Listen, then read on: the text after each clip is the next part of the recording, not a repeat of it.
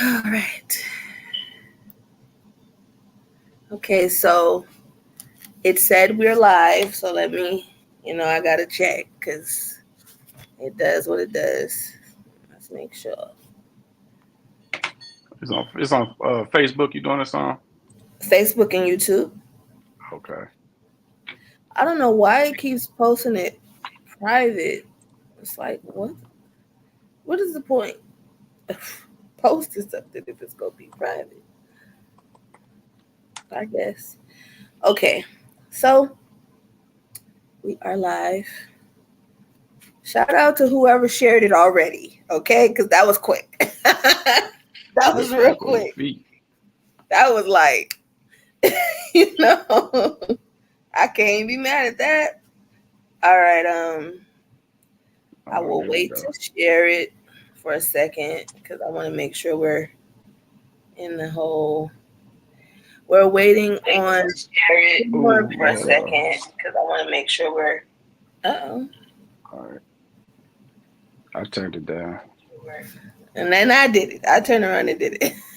Oh, did yeah, I turned it. I'll try to. I got it on mute now. Okay.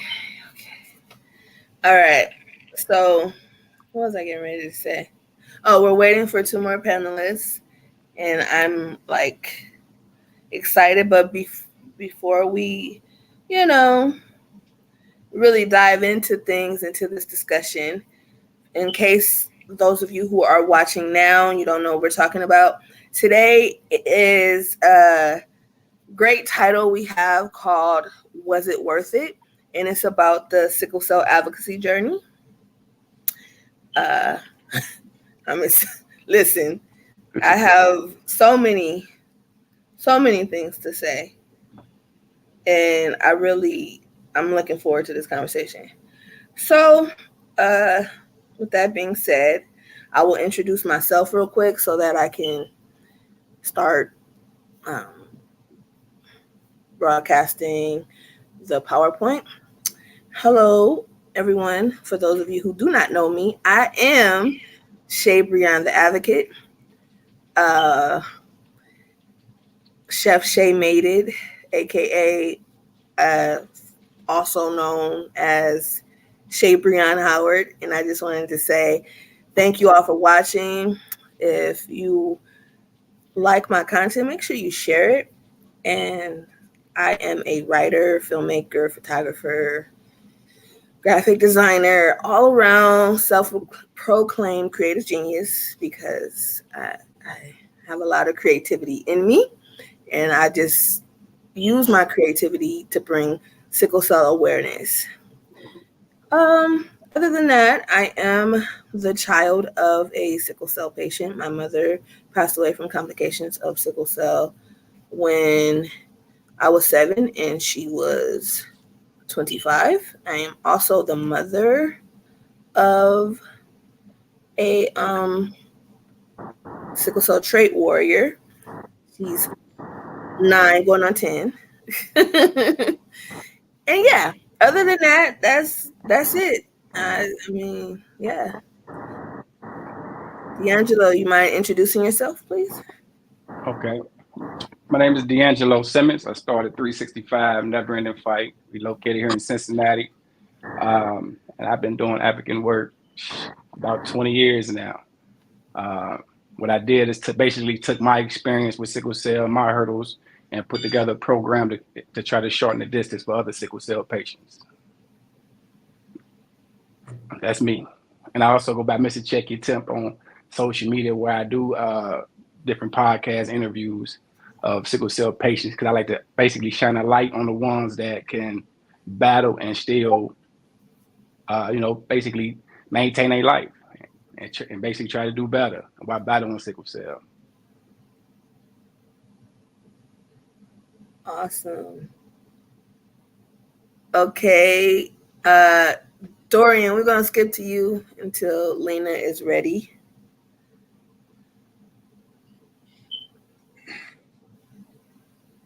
Are you ready, Dorian? I'm sorry, I just assumed. No, yeah, I am. I was muted. Sorry. Okay. I I'm Dorian Archie, sickle cell patient, SF. I'm an advocate. I'm also the program manager for Cayenne Wellness's March on Hospital campaign, which is a comprehensive grassroots campaign geared towards directly challenging the hospitals to change their standard of care towards sickle cell patients, so that we can start getting the care that we're actually deserving of. That's me in a nutshell. Okay. Awesome. Brandon? Well, my name is Brandon. I'm 25 years old. I have sickle cell SC. Both my parents have the trait. I'm a dancer, author, motivational speaker, clothing designer, photographer, videographer, model, and me and my dad do a podcast and stuff like that. I'm pretty much covering different things from sickle cell to just about anything. Um, when I wrote my book, I wrote that I was still in like high school when I wrote it, pretty much talking about my experience with sickle cell, and I use my platforms and stuff like that, to shine light on sickle cell. Also show, others that you're still able to do things in this world, and also others that don't know me as Brandon, they know me as Be Smooth, which is my dance name, and yeah, that's pretty much me.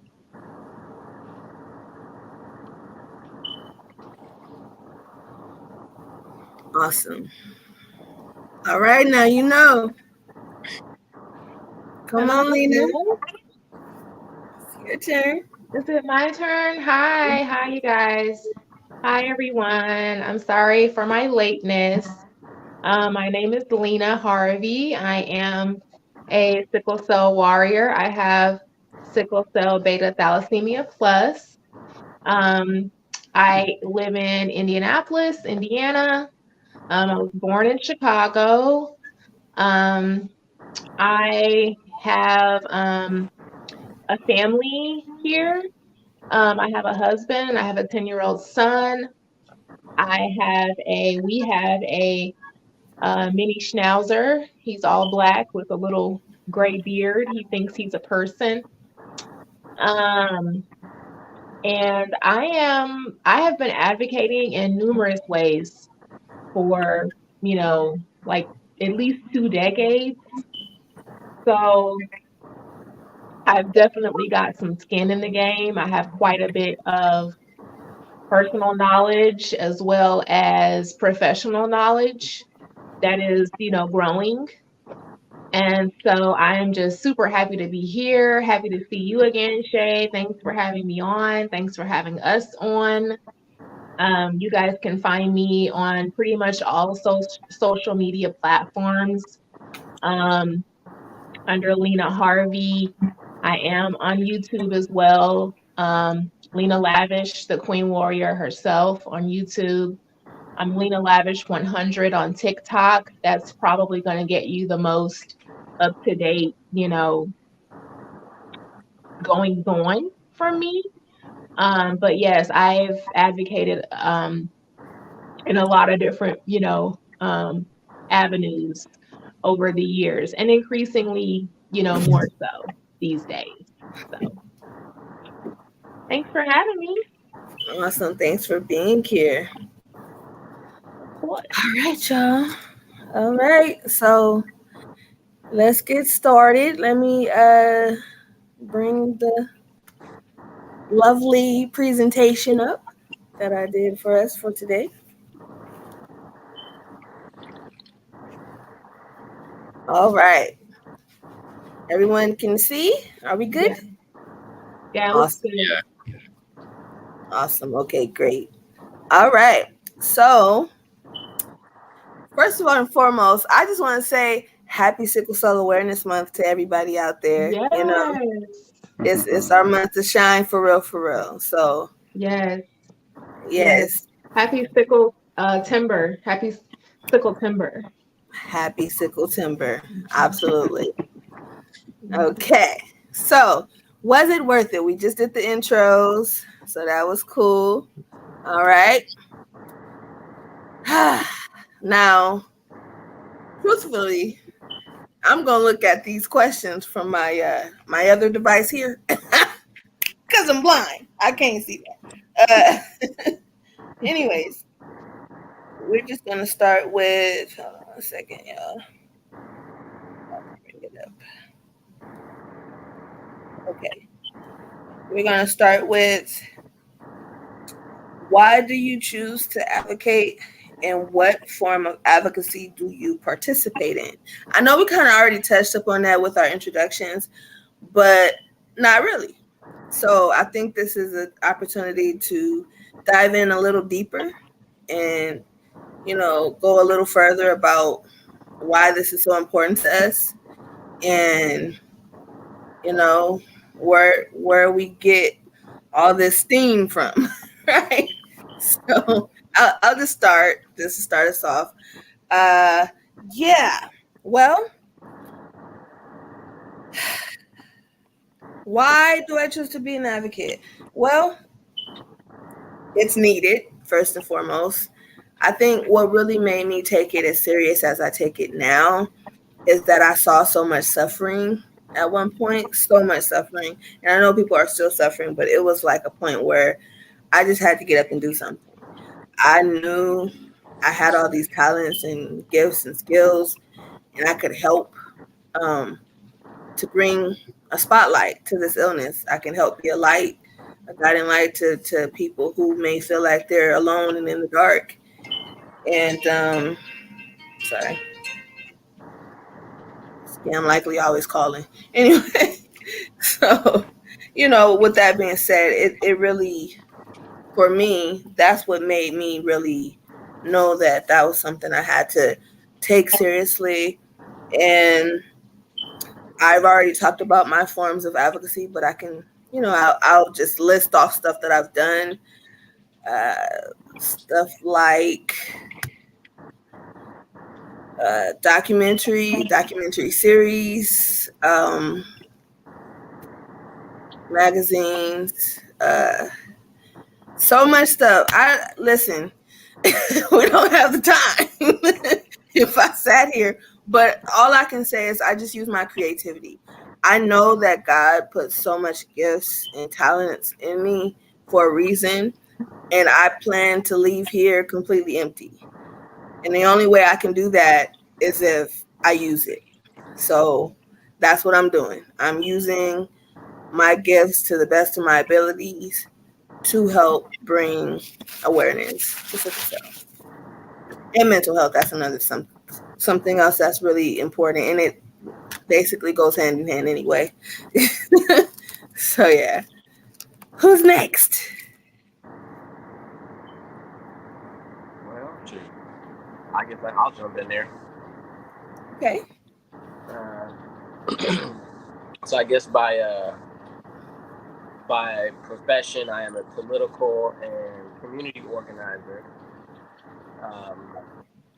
I initially started political organizing with the DNC, and then later moved over to the White House. And like you said, Shay, it was largely because I saw a lot of the disparities that the sickle cell community was facing that I chose to bring my talents to the sickle cell community in terms of advocacy and organizing around sickle cell issues.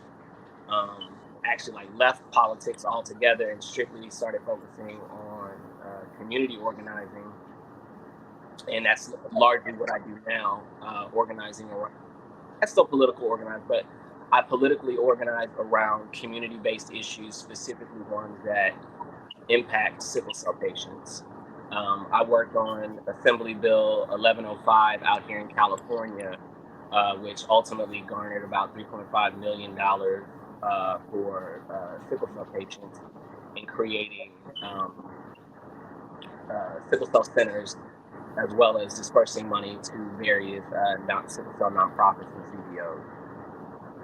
So that's actually one thing I'm actually really proud of, because it was a piece of legislation that ultimately became the framework for national legislation that Senators Cory Booker and Corey Scott out of North Carolina or South Carolina, one of those.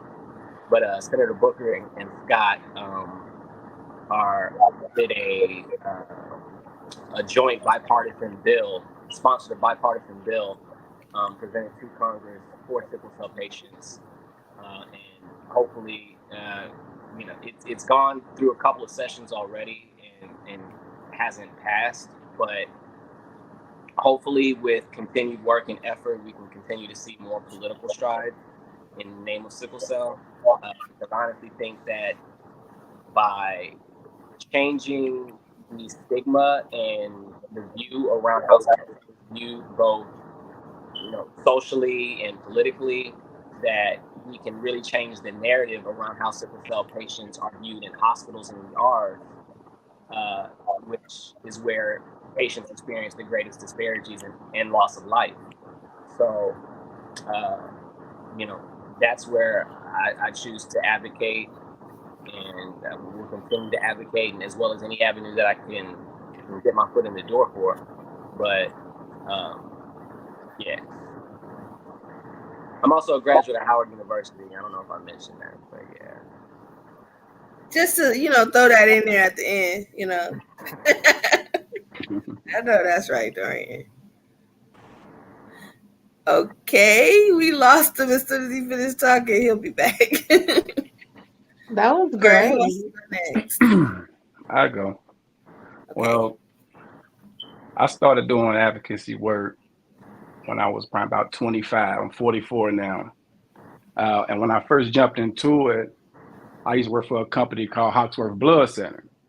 So, and I learned early on the roles that blood donation play in sickle cell care. So I started off at Hawksworth Blood Center and inside the call center, and started organizing my own blood drives as I went through the company. So what I did, I started going to the communities where we reside, the inner city, some would call it the hood, and put together blood drives to educate people how important it is for Black people to donate, and how our bodies is less likely to reject blood from donors that look like us. Mm-hmm. So I started off doing that. Then I went inside the Urban League. So I worked for the Urban League as a private contractor, teaching pain management and self-esteem building. Because what I learned, a lot of sickle cell patients have low self-esteem. So I kind of help and direct them and coach them in ways where they could feel a bit more better about themselves, no matter what hurdles is thrown their way through the sickle cell. So speed passed through there. I got inside the high schools, organized blood drives inside the high schools. I started 365 Never Ending Fight back in 2006. And basically, I just started doing it as an organization. I took a break for a minute, went to school, went to college, did some things, and came back to it. And this stage of being an advocacy is new to me. Before I was doing videos, and I was more in the street, face to face with people, which is my best ability. Now, this is a new era right here with me because it allows me to reach more people.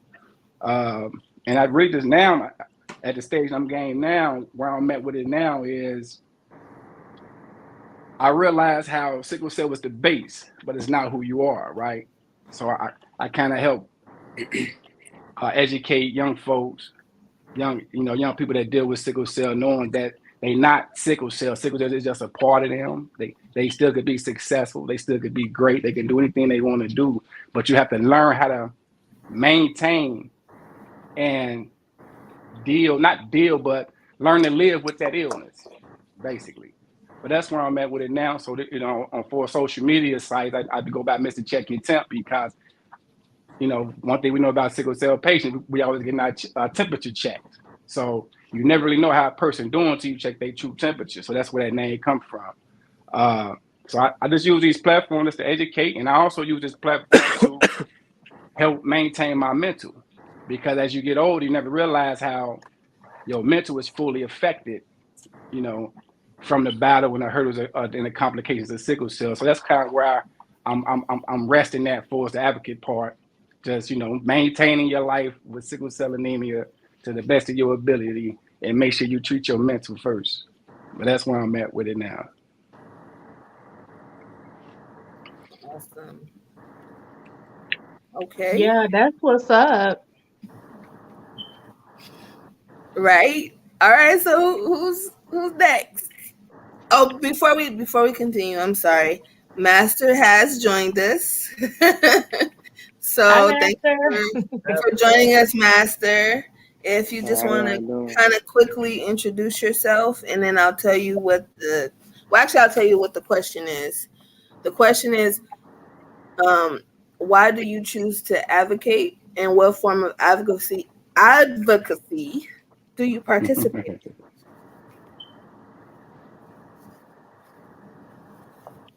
Go ahead, Master. You want me to answer it now, or you want me to let them finish? I would like you to introduce yourself and then answer the question, please, sir. Oh, okay. Well, my name is Master Bird. I'm from Chicago, Illinois. I'm an artist. That's the introduction. Uh, as far as the question goes, um, I advocate basically for um the generations after me.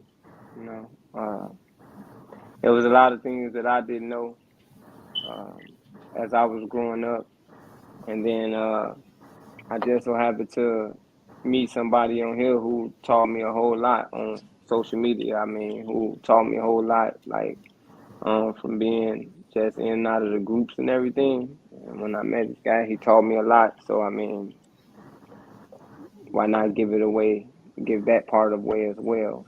Uh, I was already doing certain things, which is like again how we met, but I didn't know though. You know, I didn't know a lot of things based off of my journey with sickle cell. It was a lot of stuff I just didn't know. Um, I didn't know about like crisis in the face. I didn't know. I didn't even know what progress was. Honestly, I didn't know what it was. I mean, I would be getting it, but I didn't know that that was that. You know. Yeah. So I mean, I advocate because I really feel like the things that we go through, it can't keep on like it. Like some stuff has to change. You know, um, it's sad that even after the people before us, and I don't know what they did pertaining to this, what I'm about to speak on, but it's still here, which is racism. You know, and it's like it's ridiculous how bad racism is.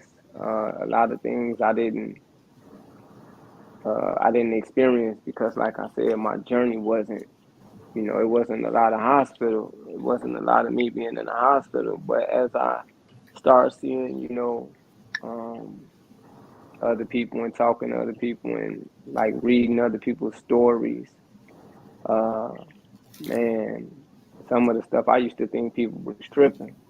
But no, it's real, and we can't have that. Like I don't think that the next generation should have, like we got to do something about this. Yeah, definitely. Yeah. Alrighty. I guess I'll go. Um, the reason why I choose advocate is because growing up, at first I thought I was like the only one dealing with this until my mother and my father helped do research, and I started to see there was kids and adults stuff like that that's dealing with the same thing. I started advocating at like 14, through my art, which is dance, and through a whole bunch of other stuff that I do, and by posting videos and doing motivational speakings and stuff like that. And I also had noticed the shift change when you're a child dealing with sickle cell to your adult age and stuff like that, and like how you get treated. You may be mistreated in one hospital than you are from another one. And I wanted to like touch on that and stuff like that, and also show you know the younger generation and some of the older generation that you're still able to follow your dreams and do whatever you want to do and stuff like that. Sickle cell doesn't define you. it's just a part of you and stuff like that. And what forms of advocacy I do, interviews, trials, the dance videos that I do. Um, yeah, so it's pretty much it's multiple things that I do, but yeah, that's pretty much it. Awesome. I'm sorry. What forms of advocacy I do is art. This right here, like talking. Yeah, I do like little things as far as the Sickle Cell Association of Illinois go. Even in the hospital, I think all of us advocate while we're in the hospital when we get one nurse that's willing to listen. You know, so uh, yeah, Don't forget your art. huh? Don't forget your art. No, That was the first thing he said. I said that. You know what else though? Another form I think of advocacy is learning. I think learning is a big thing, and when you uh looking at others, watching others, right? Like when I first started um with you, Shay, seeing the different things that you do. Like when I saw Dorian go crazy with the financial thing, that let me know that there was just so many other different places that all of us is needed. Yeah, absolutely. Okay. Lena, it's your turn. Did you go? Well, um, so my advocacy journey began before I even really understood what advocacy was or what I was doing. I would often volunteer to do, you know, um, like promo or things, simple things for our historic nonprofit here, the Martin Center Sickle Cell Initiative. This is a 50-plus-year-old institution here that was founded by some people who had real hearts, for the people of Indianapolis, in particular, the Black people of Indianapolis, and then as well those affected by sickle cell disease. And so by the time I was a young child in growing up in the early 90s, this was an already established, entity. And so when I came along, my mom and I moved to Indy from Chicago around the time that I was 8 or 9. And I remember arriving at the Martin Center and seeing this, you know, this giant figure of a man who his name was Dr. Boniface Hardin. And he was the founder of this place. And I remember seeing him. He had this big gray afro, and he would either be in his suit or he would be, he would have his collar, on. He would, be in his whites or whatever. And it was just always amazing to me to see this type of person walking around, because everywhere he went, I noticed how people reacted to him. And I thought, I need to be paying attention, because this man is clearly someone that has knowledge and influence. And of course, he had those things, but most importantly, he cared about people that had sickle cell and people that were pushed, to the margins of society. This was in the 60s. And so that during that time, that he founded this place, I wasn't even thought of, And so by the time I came along, I just wanted to hang around. And so we would go to support groups there. We would go, they would give us, there would be an active food pantry. There still is. I still go to the Martin Center. I live still nearby. I drive there, every couple of weeks. I get groceries from the food pantry. I receive gas cards so that I can take my son back and forth to school and get to my own appointments and things like that to manage my sickle cell. Um, but they have me on record going back until I was a child where I would be in their commercials. I've won awards through them, of course, scholarships, for during my time, my academic time there. And so I was actually advocating and not even realizing it as a young child just by participating in our local nonprofit that was here for sickle cell patients. I felt like it was made for me. And that's because it was. And so I'm the type of person that if something is for me, I'm going to claim it. And that's where it began with me. And so as time went on, I did take some time away from advocating in order to get through college. You guys know college is a very stressful time for a lot of us dealing with chronic illnesses. And it legit almost killed me, and it was only 18 months. I did become a chef. I got my culinary arts degree, but it cost me a lot of my, you know, my hips. Like it cost me my hips. Dang. They don't tell you that when Anyway, you sign up for school, right? Like, oh yeah, it's this much money plus your hips, plus your hips. Don't forget your hips. listen, I'm not trying to be triggered tonight. Listen. But I did it though. I did it. It was people I had people that I was living with that had very little circumstances and I had a whole lot of them. Okay? And I still did that thing and graduated with honors, okay? But listen, after that and I came back home, I was in a whirlwind romance, okay? I still am 15 years this month, okay? Um, I was waiting for my boo to graduate up in Purdue where he was at. So I came back home. But see, I got a little bored, because I was going through some things with my career. And that's when the advocacy crept back up. I was called back into action. Basically, the Martin Center was like, "Are you back from school or what are you doing right now?" And so I was pulled back in, and that has led me to some really wonderful places. I've been able to advocate downtown at our state house after I was, got pulled into a community organizing, organization here that taught me all about how to community organize.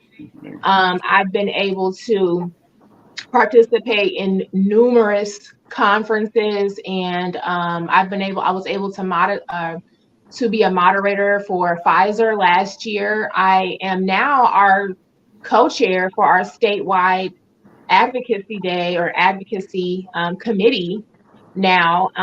And so I've led that committee now for a year. I'm on my second year.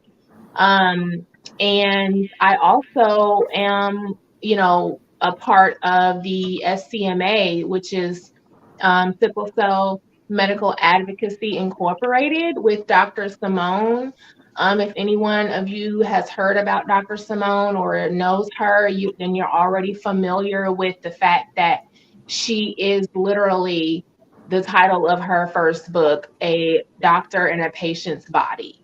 And so, since she has one foot in each world, she is a gem to us because it's almost like she has helped us to crack the code as far as communicating, directly with, our providers about what it is that we need and teaching us what it is that we need so that we can advocate for ourselves just as well as we can advocate for someone else.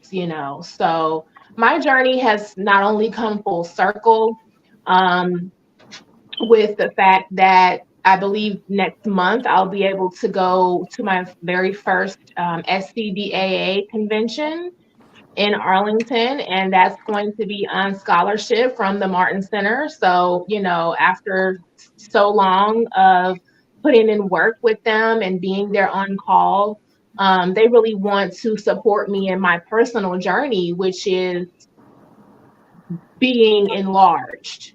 I'm being called, to bigger projects and more and broader stages, for the betterment of us all. Because listen, this sickle cell lifestyle is not for the weak.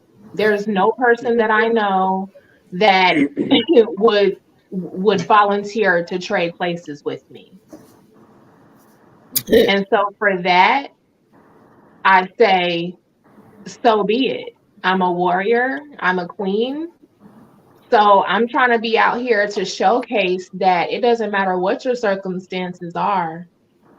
It's really just all about overcoming them. And if your circumstance in the moment is that someone is unable to hear or see you or understand you for whatever reason, right? I like to try to teach people how to control their triggers and their emotions so that they can cut to the heart of the situation and get their healing by any means necessary. Yes. I'm not here to play. I don't think any of us here are. Okay, so I'm in the right room. I'm in the right room tonight. Yes, you are indeed. Okay. So we got everybody, right? We got everyone? Okay. Yeah, I just like to double check because listen. somebody be lurking in the background. Girl, go ahead and put that poster back up so we can talk about What poster? The poster of us. Oh, the poster? The poster of us. Because now listen, we're the only two. Where's Omika? She's not here. She's not here. She couldn't make it last minute. Oh my God. So we're outnumbered tonight. We are. I'm excited about that, by the way. I was gonna be outnumbered regardless. What was y'all talking about? What you mean? Well, first of all, I love the poster. And I did tell you that. We were just talking about how, we have to go back in the archives, for some of these pictures and whatnot. But we're just talking about how Brandon was the most beautiful one on here. And I have on a whole gown. Okay. Yes. Did y'all just call a man beautiful? Listen, you paid attention to the wrong part of the sentence that she just said. It wasn't me. All right, do your thing. Listen, everybody on the flyer is very beautiful. Perfect. I am grateful for all of the beautiful people here and absent. I'm just poking. We all look wonderful. You know why? Because we're all celebrities. Everyone is beautiful. Handsome. You're not on the flyer, but everyone is beautiful. Master, you're beautiful as well. Everyone is beautiful. Yeah, I was just poking fun because I have to do that every time I see Brandon. So, I knew it was coming. So what's our next question? So the next question is, can or have you gotten paid for your sickle cell advocacy? I'll just kind of answer that real quick. Yes and yes. Yes, I have, and yes, I can. And yeah, the should you question is coming later, so that's something else. So just you can answer quickly. You can say what you charge for, whatever. You don't have to. I answer. Okay. I have gotten paid when I did the Urban League, pain management and self-esteem building. But majority of the times, no, I do not get paid. So, but yeah. Okay. Anyone else want to answer? Yeah, I'm on my way.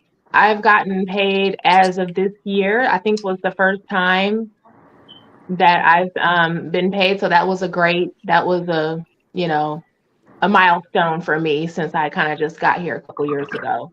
But I'm working my way to becoming a super advocate. So yes, I'm working on it. Let me. We'll What's talk a later. super advocate? I ain't gonna say what I was about to say because it's go. Never mind. All What's a right. super advocate, may I ask, please? What's a super advocate? That's what you said. Yes. A term that I made up for myself because I'm extra. Essentially, what I mean is like already right now, like I advocate at the state house by way of the committee. I advocate on YouTube. I advocate through SCMA, which is patient to patient or advocate to patient. I also advocate in the hospitals, meaning like tomorrow I'll spend my whole work day from like 8 to 2 o'clock at a local hospital here, popping up a booth for the Martin Center. I'll do that every Thursday this month, along with another sickle cell patient advocate. And then on another day, so a fifth day, we'll be there particularly to be accessible to the doctors and the medical staff for like one-on-one questioning and like panel like meetings.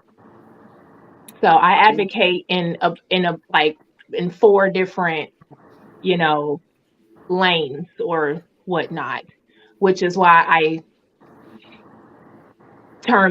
make it I like to boil things down for the people in the back that don't even know what advocates do. And like I just like to make like put a little sauce on it so people want to ask that question. Like, what is a super advocate? Well, if you ain't gonna see me on the news downtown at the State House, you might see me at the hospital. If you ain't gonna see me at the hospital, then you're probably gonna see me on YouTube. If you don't see me on YouTube, then you're probably gonna see me on TikTok. You know, I'm gonna be somewhere. One That's second, all. guys. I'm sorry. That's all. Does someone else want to answer that question? Thanks. Oh, Yeah, I have been paid for it, and yes, you can get paid for it and stuff like that. Same. Yes, I have, and yes, you can. yeah, I'm paid for my advocacy. I'm also in a very lucky position to now be paid on a regular basis for advocacy work that is also my profession. So that's a huge blessing to be able to do my 9 to 5 work strictly 100% for sickle cell and be compensated for it.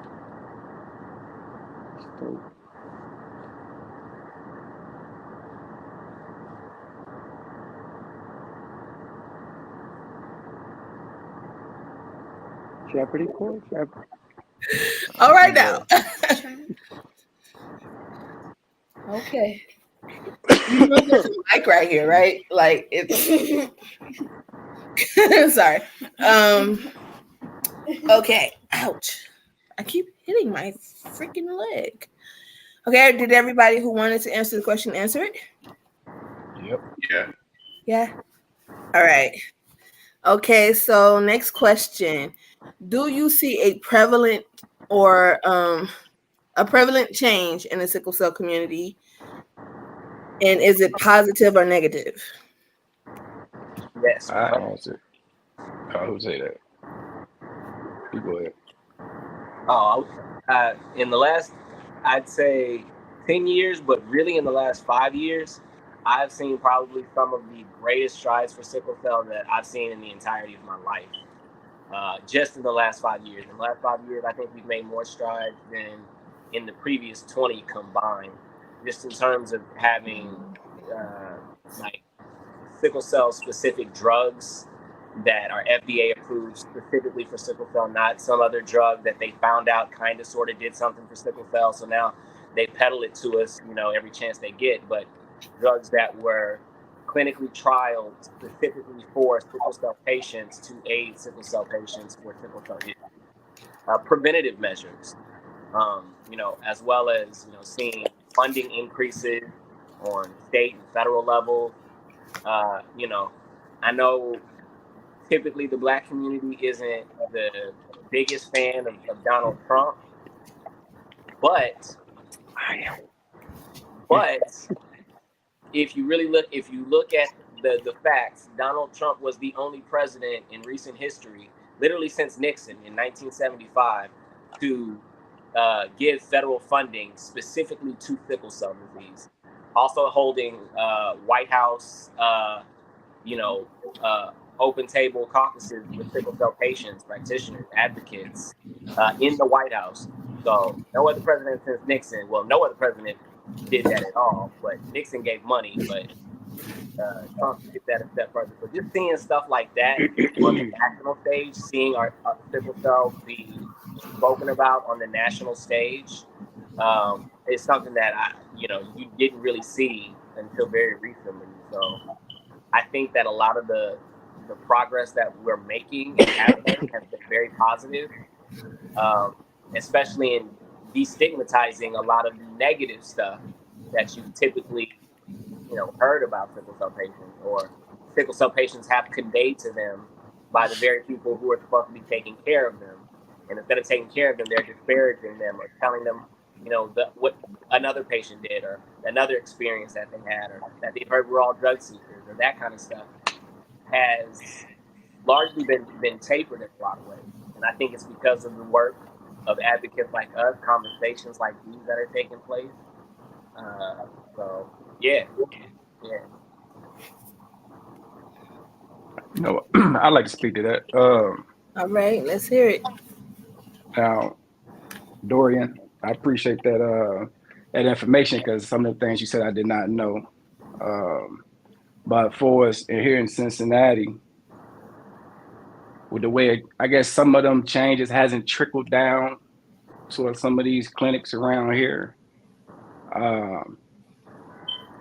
One thing, the change I have seen, let me speak to that, is through social media, right? How you get more people sharing a journey. I think that's a beautiful thing. Just bringing awareness to sickle cell. From my era, sickle cell was always on the hush. Where the areas I grew up in, it was looked at as weak, right? So you kept that, a secret long as you could. So now, fast forward with social media, I see more sickle cell patients really showing that, right? Because when it comes to educating, we are the educators. In my era, we ain't speak about it. But this era is more people learning more about it. So that's a positive. The respect with these doctors, I haven't seen that yet. The games these pharmaceuticals play, I haven't seen that. I would love to see change in that era. I would love to see change with the insurance company. It's a lot, and we know this is, like you say, almost cousin. Like we say, it's only been 5 years, so we starting somewhere. So that's a positive. I was excited when I heard in the Transformer movie, and they mentioned sickle cell. Yes. Right? I'm 44 years old. It feel like I'm 44 years old, and it feel like I had a gift up under the Christmas tree, because to see that on the big screen, kudos. Even though it wasn't, I can't even say that, because sickle cell is sickle cell, no matter the demographic. But the fact, that was a beautiful thing, and that's a start. But it's sad that we get the trickles and we get happy, right? I mean, it's sad. What I would love to see is some of these entertainers who have sickle cell trait, sickle cell anemia, speak more to how they was able to get where they at while battling that. That's what I would love to see, but that's just me. But that's how I feel about it. Yeah. Okay. Anyone else? No, I'm really glad you spoke to that, though, because you're right. There's still a whole lot of work that needs to be done in a lot of areas, and I feel like you're right. In a place like California, there are a lot, I think, medically speaking, there are a lot more strides being made on the social tip and making sure that these doctors, are on their P's and Q's when it comes to us. But I travel all around the country. I'm from Texas. I went to school in DC, and I've been in hospitals. I was hospitalized in Colorado. I went through on a ski trip. I don't know why my dumb ass did that. That thin air. But ended up in a 2 hour ambulance ride down the mountains back to Denver, and like I've seen how doctors in these different cities view sickle cell patients, what their level of understanding is, whether they've even met or encountered a sickle cell patient. And in certain areas and pockets, it's definitely still, a whole lot of work that need to be done on the ground. So I don't want to paint a broad picture and say we made all this progress, because it's still a shit ton of work. I'm sorry. It's still a lot more work that need to be done. Yeah.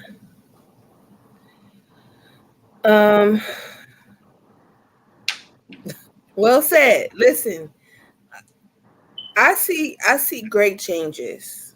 I see the big changes, and I see very small ones, and I see the efforts of people who probably don't even know that I'm seeing them. I mean, I try to acknowledge people as much as possible, but I'm busy, so I don't always get a chance to. But what I'm saying is I see people's efforts, and I see as a whole people trying to make strides towards a change, and whatever that looks like for them or for any of us, really, because that really is what we all have in common here, is the fact that we're trying to make a change. We're trying to change something for the better. Not one of us on this panel has come into this community and was like, if it change, it change. If not, I'm cool with that. No, no. We all decided something needs to change, and we've all decided strategically or, however, to put our efforts forward, put our best foot forward, and make that happen, whatever that looks like. Now, I try my best not to pay attention to negativity, but it's there. I think there's equal positive and negative change. I think that a lot of things haven't changed as much as they could because I know it haven't changed as much as they could because people are stuck in the same cycle and it's repeating. So, Can I anybody respond to else? that? One thing, like I said, this is why I focus on ages between 10, where they old enough to comprehend, right? 10 to 20, I stop at, right? Because adults, we stuck in our ways, right? So when it comes to trying to be an advocate to a 25 plus person, it would cause me more heartache and stress, which would trigger me. And so that's why I rather catch them early, catch them young, because sickle cell is a lifestyle, and if you can't maintain that part of your life, the rest of your life is going to be chaos. So I like to catch them early in that pocket, because like people like who's on the level who can go into these White Houses and articulate in that setting. That's a beautiful thing. This is why it's a village, because you got to know where your fight at, right? My fight is more base level. Yeah, I mean, other people fight should be and can be on a different level. Like all this relationship that's going on right now that we building. Everybody got their strengths and everybody got they focus point. But when it comes to positive, negative change, I mean, we early in it. It's gonna be a long. It's gonna be a dog fight. You got to say We got a that. ways to go. It's gonna be a dog fight. I'm with it though. I mean, it's a lifestyle. Anybody want to add anything else?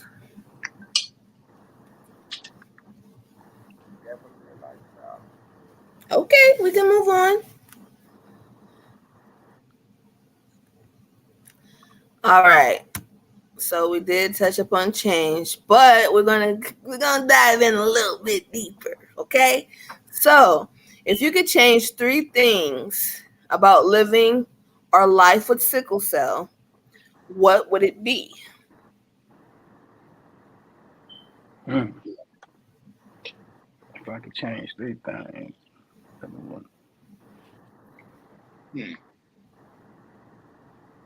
Like 3 major changes.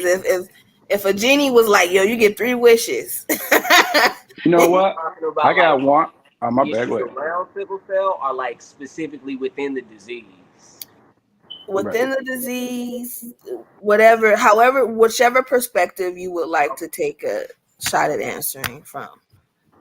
It's up to you. One change I would like to see, that you really have a say in your treatment, right?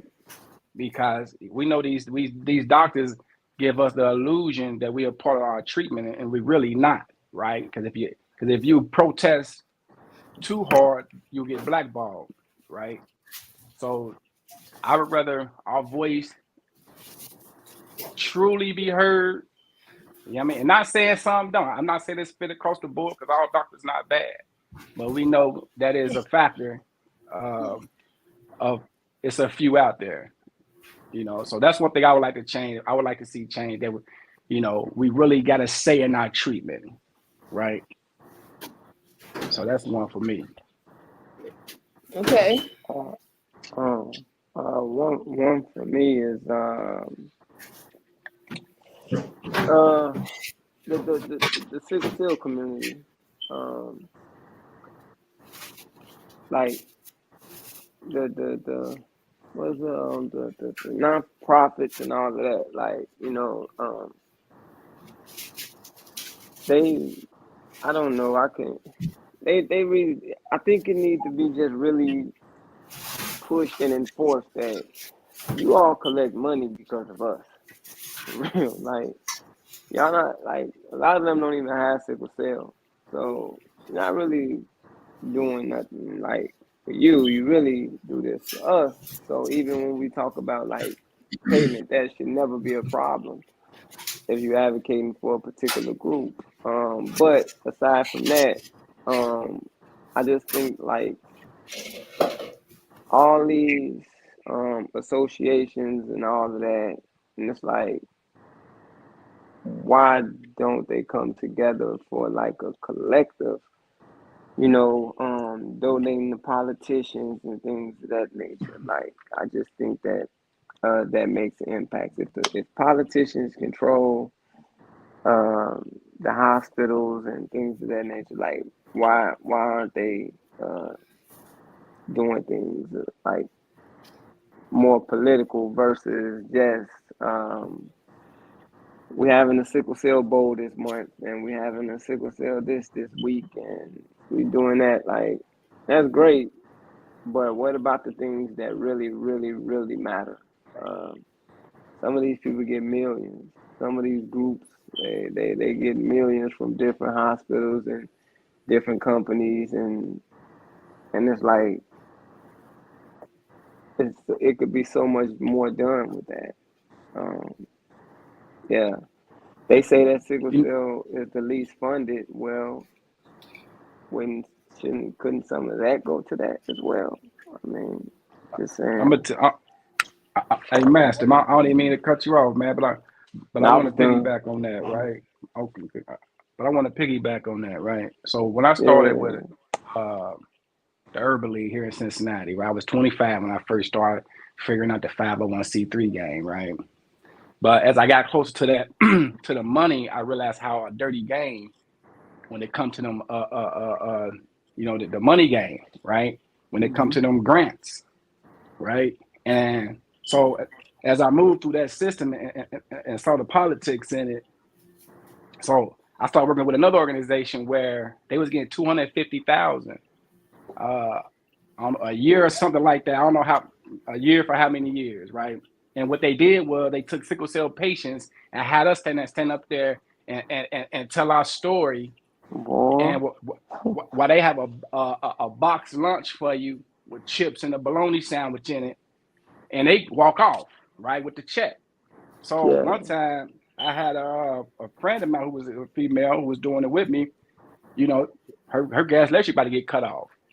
They couldn't even come through. So that's what made me start a 365 Never Ending Fight, because I started realizing, like, instead of them organizations coming to a sickle cell patient to speak and share their life story, and have them can't say it without crying because it's sensitive, they should be compensated more than a gift card or, you know, a box lunch. They should be paid, right? And who better to do that to sickle cell patients need to organize that part, right? You know what I mean? Because a lot of sickle cell patients do get took advantage of, and they do make big money off our story. You see what I'm Yeah. saying? But I feel what you're saying, man. But that's all I want to say, because I have witnessed that multiple times. It didn't happen to me multiple times. You know, I mean, they'll steal your ID and a whole nine. I had a situation like that where a person wanted me to come and do something pertaining to like a like the paint and sip, you know, and she wanted me to come and do this paint and sip, and she was talking to me, you know, telling me how her cousin had just had passed away, but she had this event coming up. Now the cousin, and to me, you know, I'm like, just get me there. You know, if you just get me there, I'll take care of the rest or whatever. So it went from that to her constantly calling with different. Um, we need a bio. We want headshot. We want all these different things. And I wasn't picking up on it, bro. I'm real talk. Like I wasn't picking up on it. It was a female that I was dealing with at the time who was like, "Are you not paying attention to what she's doing?" And I'm like, "Nah."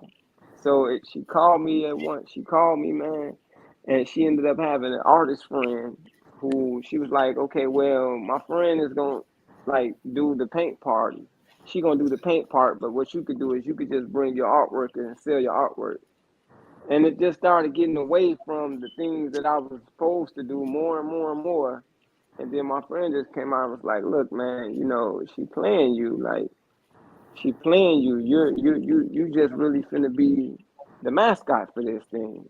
Like, if she don't have sickle cell, her cousin just passed away, she said, that means she ain't got nobody to come and be the face of this. This is why she needs your story. This is why she needs your headshot. This is why." And it made sense, you know, and I never showed up. That's the same. But yeah, man, But that's what they do, man. That's what they they do, do. man. They, I just seen it. I seen it so many times, man. But you know, that's what it's more like. We need to more take charge in that area. You know, I mean, I know here in Cincinnati, that's why I play the role I play here, because I see them. You know, I throw events and fundraisers for sickle cell, but I'm telling my story. I'm benefiting from the groundwork because it's about my story, and it's about things I do in the community and where their money's going. I mean, I'm able to show where their money's going when they buy a ticket to an event that I put on. You see what I'm saying? But you know, it's just like I said, man. They just take advantage. You know, I want to. You know, we can go to the next question if you want to. But I just wanted to add just a little bit to what you guys were saying. yeah, Um, just to say this. Now, you wouldn't go work on a job for 8 hours and say, okay, good looking. Like, you know, anything that you put your time into, I fully believe you should be, you know, you should receive financial funding for it. Like, you should not, unless it's something that you want to do, you know. But if yeah, someone is coming towards you and asks, like, honestly, when I do panels like this, I wish I had the funding to pay y'all, because I would, because you all are worth that. And it's seeing the worth in, and not just the people who choose to speak out, you know, choose to take the time to better themselves, because I know everyone here takes that time and says, you know what, I'm taking this serious. So however I can do better in what I am doing, however I can hone my craft in whatever it is, whether it's speaking, writing, whatever the case, we take it serious. When we go and we make posts on Facebook or social media in general, when we do stuff like that, we're very mindful of what we're putting out there. We're very mindful of the advice that we're giving people. We take it serious. So I think that it's only right that advocates be taken serious because we take it serious. Okay. Anyone else? Can I add one thing to that, Shay? Yeah. Also, kind of piggybacking off what Master was saying, because it was somewhat similar to what I was going to say as well. In that, I would like to see our sickle cell CBOs work together, to actually create change across the board for sickle cell patients. So, I mean, like, you have an organization like SCDAA, which has a chapter in almost every major city in America, yet somehow we still don't have a lobbyist on the national stage lobbying for sickle cell issues. Yet you have an organization that's collecting dues from major organizations across the nation because of their sister chapters in every single major.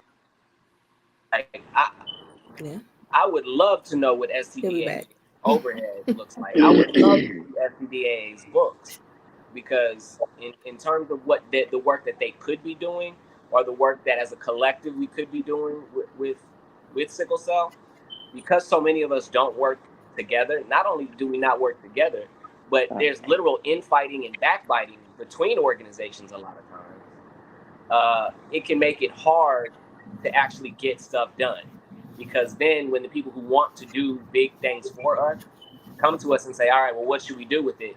We're too busy infighting about what should happen or what we should do, that it ends up just disappearing. And I've seen it happen time and time again. Yep. So just to echo what you said, Master, I would love to see our CEOs work together, and also echoing what you said, D'Angelo, that how funding is utilized to actually secure that change. I want to speak to what Dorian just said, which is the work together part. I think that's a thing within us too, within the community. So I had a situation where it's, where it's like, oh, okay, well, we want to do this and do that with your artwork, and it's like, if it wasn't for another artist, I would have never known what they did with her to be able to be like, oh, okay, well, this is what they're doing, And then I even had to start paying attention to, even like now, what I'm doing currently is like, it was just so crazy about this particular piece. But when I think about who's on the piece, I understand why. I understood, the why and to what they want. But again, it's me. We got to start talking to each other. So that way, they can't do us wrong that way either, because it could be some information that Dorian might have that he done dealt with them people already, and they done did this to him, or they could have paid him a bunch of money, but they didn't want to give me $5, And then another thing is, we got to stop doing things in the name of sickle cell. A lot of that goes on too. Is that people expect us to do things in the name of sickle cell. And it's like, no, like no, like nah, no. Yeah, we're sick and then expected to give of ourselves for free as well. Right. While battling a disease, dealing with medical bills, dealing with doctors, dealing with medications, prescriptions, all of that. And then we should also devote our time and energy to you for free as well. Right. Yeah, facts. Where do you think, like, I would like to know where that process, honestly, and listen, maybe we're seeing a perspective, or we're not seeing a perspective that they might have. I don't know. I'm interested in knowing, though. Like, I really want them to just say, hey, no, that's not what it is. But, like, it don't matter because you showed us anyway. So I'm gonna tell you something. I'm gonna tell you what I think. What I think with that be too. We be so excited to be acknowledged, right? Because we don't get acknowledged.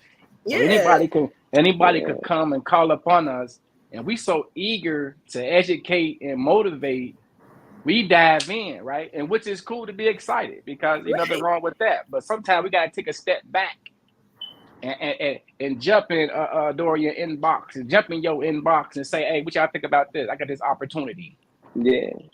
Yeah, I mean, let's come together on the group call and see how much I should be getting paid to speak. What, 1,500? How many hours? How many days? Like, what they gonna pay for? Traveling, room and board? Like, you see what I'm saying? It's like, sometimes we be so excited that we don't even look to call upon nobody else for advice. I'm guilty of it. That's why I know it. Yeah, I got I've tired of been being. there too.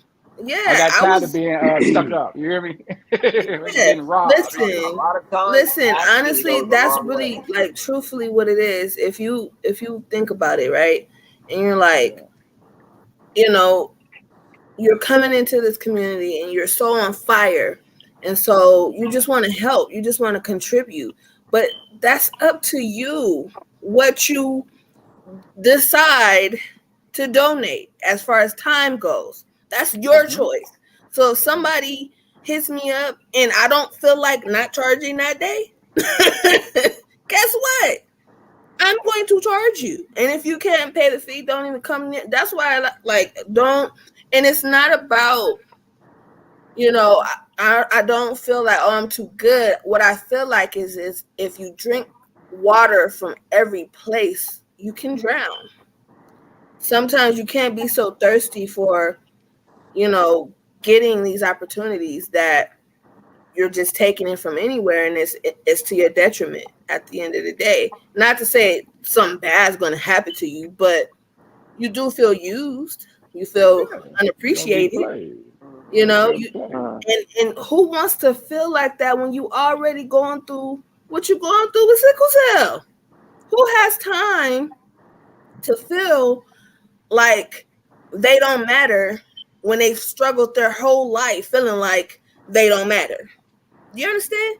Like that's really where I'm at. And that's why, like, I refuse to acknowledge anyone who doesn't acknowledge my words. Like, I'm not going to even pay it any attention, because if we got to keep going back and forth about my worth, it's not worth it. Is anybody looking at like people that's watching this, right? If you got sickle cell, like really, really listen to what I'm about to say. Like really listen to this, right? Company gets $100,000. Fact, we can say $20,000 for event, for this particular event, right? And one you in California, and the company is in, let's say, Atlanta. Company call you. Hey, we would like for you to get to Atlanta to speak for our event. How we gonna get there? Oh, you responsible for that. So we would like for you to pay your money to come and spend your time to spend for our event, which is more than likely gonna get us paid more again. That just don't even sound right. That don't even sound right. Like the whole thought of that sound like a person getting played. That's crazy. Yeah. And Spending so, your money to come to my event, your time to come to my event, and then with the words that you say, they're gonna 9 times out of 10 donate Profit. again. Yeah. yeah, absolutely. They're gonna get the donors there, gonna give $5,000 each, $10,000 each, and they gonna collect, walk out of there with, $250,000, and then, shake your hand, thank you for your time, and say, best wishes with your journey. Good luck with your future endeavors. Right. That's why you should ask for what you want, and don't be so excited on the call. Yeah, I mean, Hope you have a nice flight home. Take a step back, from the call, and realize what they calling upon, like what they asking you to do. But I just know there's times when I was younger, when I was younger and jumped in the game, like I said, it happened to me. I ain't know no better. So I know now, like, I tell people, when folks here in Cincinnati ask me, I tell them, and make sure they pay you. Make sure they pay you and pay you well. Yeah, like I said, they want you, they gonna make sure they get you. Like I said, because Exactly. If they at the see end of the the worth, day, they will pay the worth. That's what it I just is. say, I just say throw it in the air, jump in somebody's inbox and ask what they should pay. I mean, straight, yeah. That's how you Ask, keep ask this. for what you want.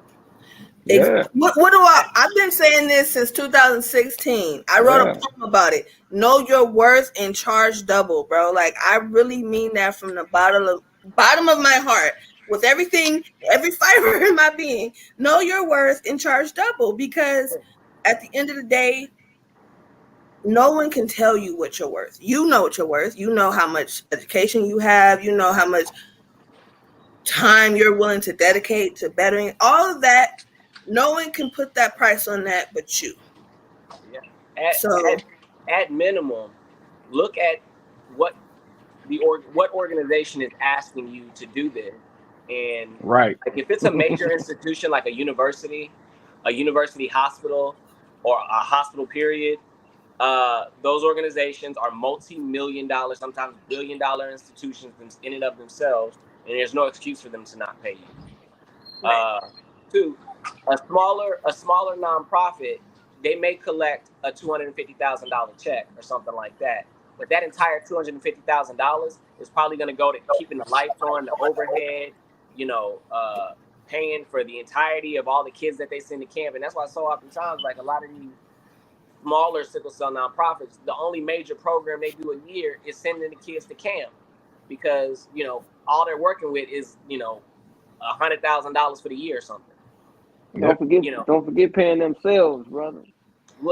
If they're paying themselves. A lot of times with the smaller ones, they don't pay themselves, and then what ends up happening is they just fold up all of a sudden. I saw it happen to so many different sickle cell nonprofits in Houston, Texas, like 2 or 3 different Right there. incarnations of the same organization popping up and then folding because they couldn't keep the lights on, essentially. So it is a double-edged sword. So I will volunteer my time to some people, but if a major nursing conference for a university is coming to me and asking for me to speak, then my ask of you is probably at minimum going to be $1,000, bare minimum, and that may just be for the 1 hour that I'm there to speak, if I even speak for a full hour. And that's just because off the strength of, once I was paid that, I knew I could command that. So now, any major conference, that's my ask. At I may drop it to 500, depending on if it's a multiple day or anything like that. Then hell no. If it's a 1 day thing, maybe. But I don't mind even talking about how much I'm gonna ask for, because I feel like that's what each of us who are on this stage should be able to command at minimum. Hell, we should be able to command $10,000 per speaking engagement. Yeah. You gotta say that. Yeah. Gotta say that. All right, let's move on, because we we're going in a little bit, so let's all right.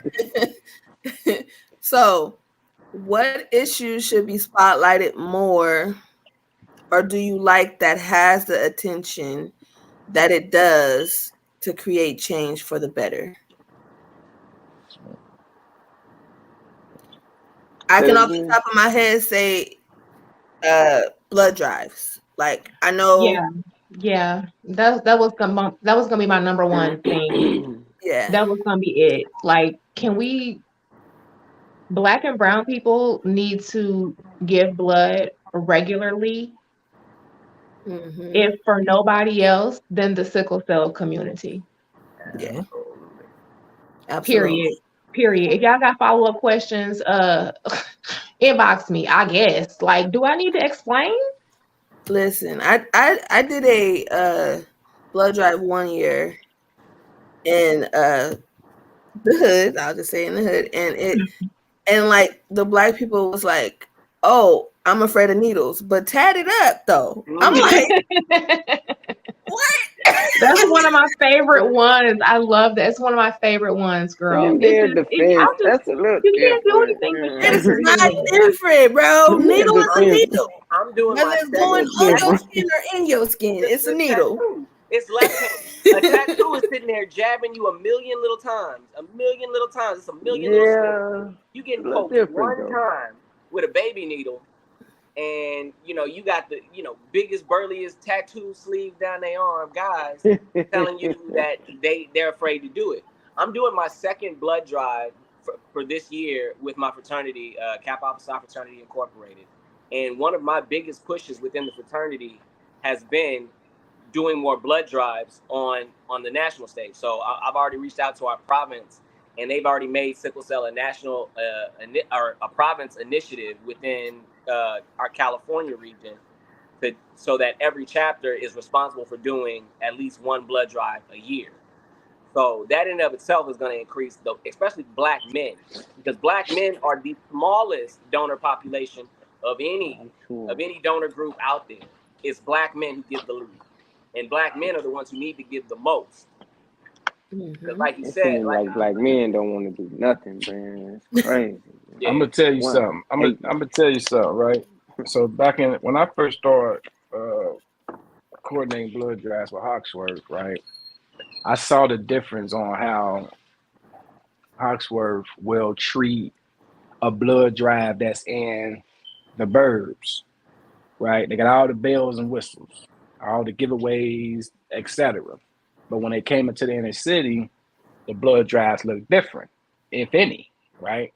So when I started doing the blood drives for Hawksworth, I lived at an apartment complex. I probably about 26, 27. So I stayed in this apartment complex where I organized the blood drive, and the people who donated at that complex got so much money off on their rent, right? Oh wow! So that was that was an incentive that I was able to put together with the property that I lived at. You know what I mean? Then we had giveaways, we had all this, stuff like that. So I fast forward to doing a blood drive at a high school. And when I went into there, I used a video that I did back in Denver, where they interviewed all the recipients of blood, right? So I got into a high school, and I spoke to 2 senior classes, few classes that's on sickle cell, and that was one of the biggest blood drives that they had ever at that school.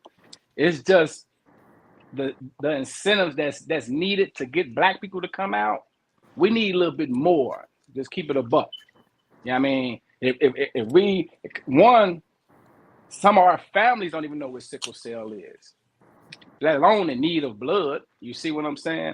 So a lot of conversations I have where I talk to somebody, I say, let's say you got a partner with sickle cell and y'all like to go out, kick it, all that. I say, but do you know what it took for that man or that young lady to get outside? Do you know the blood transfusions that he or she had to get to even feel good to make it to your birthday party? You know what I mean? So once they understood the urgency of blood and how black people love to donate, should donate, and how it helps us, for us, our body is less likely to reject the blood from someone to look like us, right? But when it comes to black folks, it's like we got all the excuses in the world. It's just some of them got to be bribed. A lot of us still, uptight about Tuskegee study from back in the day. A lot of people bring that up. I don't trust them organizations with these needles and blood, etc. But it's just an ongoing battle, and that's why I love putting on blood drives, because I know too many homies that I lost with SS from iron overload, from a lack of blood. You know what I mean? So that's why I I coordinate blood drives. But it's gonna be an uphill battle, man, for black folks to even understand that. The Red Cross? No, not the Red Cross. It's Hawksworth Blood Center here in Cincinnati. Okay, well, I don't know if they would ever be willing to do like a dual partnership with the Red Cross, because incentives for each donor that comes out as well. I know for our first blood drive back in February, it was happening a month before Super Bowl, so I worked it out to where and they were only doing this for a specific region at first, but every person who donated was entered to win Super Bowl tickets. On top of getting the $25, they got a $25 Visa gift card, a $20 online Amazon gift card. They got a T-shirt, wristbands and little trinkets and shit. And stuff. Yeah, and then got got entered to win the Super Bowl tickets as well. And it was Yeah. honestly just the possibility of getting Super Bowl tickets that got a lot of these brothers to come down on a Saturday morning and donate blood. And just like you said, you notice that a blood drive in, say, this area, which, I don't know, like Beverly Hills or something, is gonna have a lot more incentives, probably a lot more phlebotomists too, coming out to draw that blood, simply because they expect more of them. Once I got behind the scenes, and I found out that our initial metric, we only had to clear 14 bags of blood. That's all they expected of, the brothers, out there in Crenshaw, donating blood. But when we cleared the board, we cleared the board. They gave us 40 slots, and every single slot was filled, and every single donor showed up. Well, not every person showed up. We had walk-ins that filled a few spaces, but once we cleared the board, the Red Cross has been beating down my door every single freaking month since that blood drive, asking me to do another one because they want black blood too. They want black blood, and they're like, if somebody can get us black blood, then we'll go to whomever, wherever, however, and we'll give you all the phlebotomists. They sent us 3 phlebotomists the first time. This time they're sending 6. So that's twice as many blood donors that we could get through the door, twice as fast, simply because they now see the value in doing that for us. But a lot of times, because of how black donors donate, they don't see the value in doing that, so they won't incentivize. They won't send out a healthy amount of phlebotomists to actually draw the blood. But then you'll end up with delays, even with the few donors that you do have. So it ends up being hard to have successful blood drives when you're dealing with that kind of double-edged sword. So I agree with you 1,000%, man, because I'm gonna tell you, back in the day when I was doing on, the deals I was able to put in play was good. So fast forward to maybe 3 years ago with COVID, right before COVID, right? I did one when I opened up the new location, and we had 33 donors. Boom, that was beautiful, right? So the following year, once COVID hit, and I was able to get the donor bus to come out for the second time. Of course, this one is a flop because everybody, scared and, on the brink, Man, when I tell you they hit a 360 on messing with my organization on the blood drive side, it's almost like, what have you done for me lately, right? So it's like I learned that game too, which is understandable. If the numbers is not there, the numbers is not there. All I say is don't hold it against their organization. And I see some organizations, they will do that because, which I get it. It's always taking a chance at the end of the day. But I had to find other ways to do a blood drive where I didn't have to have the bus pull up. I just had them go in there and mention my name at different donations sites. But I said it to say this: if the numbers ain't right, yeah, a lot of them will fall back from you. The numbers got to stay on point. I'm trying to tell you. All right. Anybody want to add anything to that question before we move on? This is a great conversation, by the way, guys. Thank you for just being you. Okay, next question. And I'm realizing Master took us through the whole second set already. So we only have one more question for this slide, which is why do you think political advocacy isn't spoken about more frequently? I believe. That's Oh, my easy. bad. Go ahead. I'm sorry. I was just going to say that's easy because it's not glamorous and it is traditionally dominated by a certain demographic here in our country. So it's difficult for people to imagine themselves as a political advocate, especially if they're a sickle cell warrior, because who has the energy and the time? You know what I'm saying? My advocacy journey only really took off just, I think this will be my 3rd year before you, Shabreon. You remember when I first got here, girl, okay? When I Yeah. first woke up, okay, out of my slumber, okay, out of my nightmare. Um, and just became a lot more in tune with what was going on around me because I was feeling better. For those watching that may not know, I started taking Oxbryta a while ago. It'll be 3 years soon, and it really changed my daily life. It took my fatigue down a whole lot, and it took my pain down to the point where I was able to stop taking the pain meds I was taking every day. And if somebody had told me that before that I would see that day, I would have never believed them because I didn't see my life going anywhere unless I had my meds with me. And so my life before and my life now after are very different because I'm sober, and I had not been for at least a decade. At least a decade, I was on high doses every day. Um, and so I was not able to be a fully functioning wife or mother or really anything. I couldn't really work, not just because of the sickle cell, but also because I was putting that hammer down on myself every day, trying to get away from the excruciating daily pain that just never left. And so now I have been able to conquer and defeat depression, anxiety, crippling anxiety. Okay. Um, as well as raise my self esteem. I've been able to wake myself up and realize that I'm actually a real warrior, so that if I can survive 36, 37, 38, going on 39 years of sickle cell, I can pretty much do anything. And why shouldn't I? And girl, that's when I met you. I hopped online.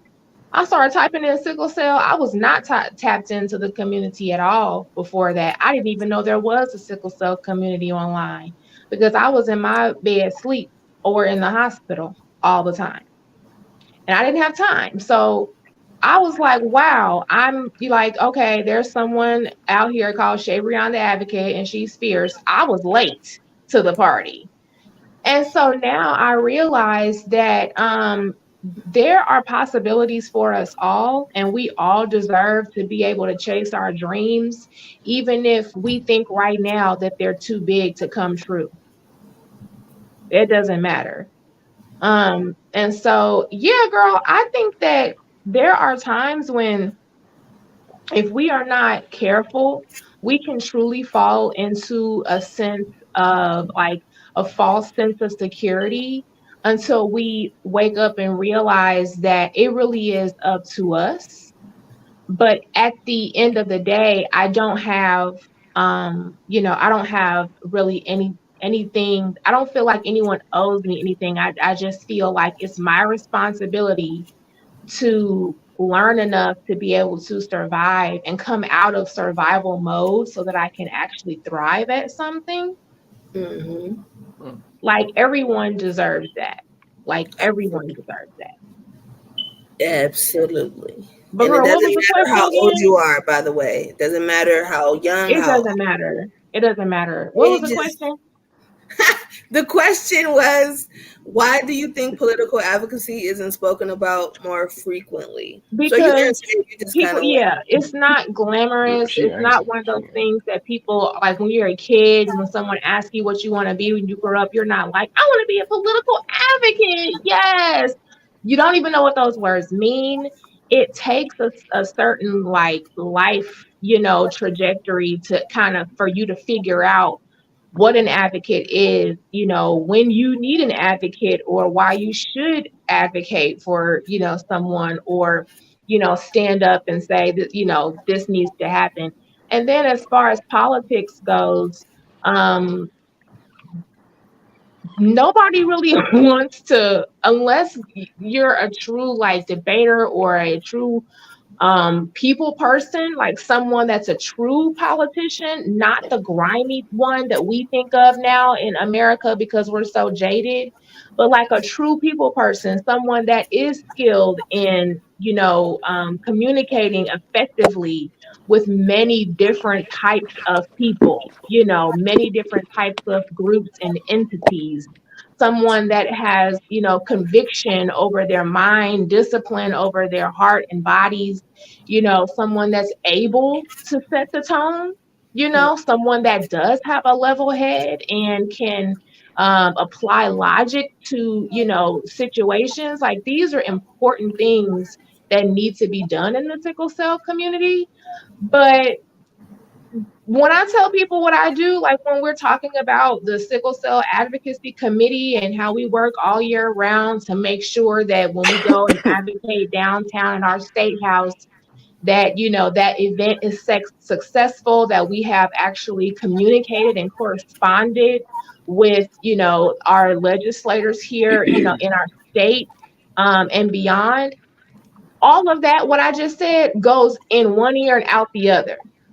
Yeah. Yeah. So that's why, like, when I do it, but like I look extra good when I'm doing it. That's why, because I'm trying to show people that it doesn't matter what you have to figure out what your purpose is, for one. Like, you have to know what your purpose is. For me, it is shedding light on dark places. And the sickle cell community, in my opinion, is a very dark place because we have been pushed aside for so long and ignored. And so now that we're literally just now starting to shed light on the fact that our community is a lot more vast and we have a lot more diamonds than people realize. Like, we are warriors, we are celebrities, in my opinion. Now that people are starting to see that, now it's becoming a wave. Well, I guess, you know what I'm saying? Like, that's what it means to go first, to be a leader. It's like, you got to start the wave. You know what I'm saying? Like, you started the wave. Because when I woke up, you were like, hey, girl, time to get to work now that you're here. And so that's what it takes. It takes like sparking someone. But being introduced to the political world, honey, you have to have a heart for that. I did not think I was ever going to be considered anything political, but my husband became a community organizer here in our town.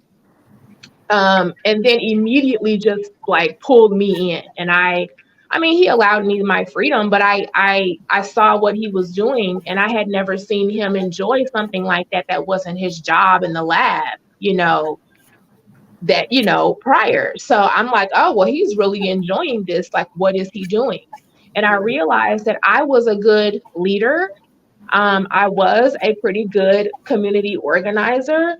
Um, and so that made it easier for me to advocate downtown, when it comes to sickle cell, because everyone here knows me. I grew up here. So it became more of like a if the shoe fits, wear it type of situation.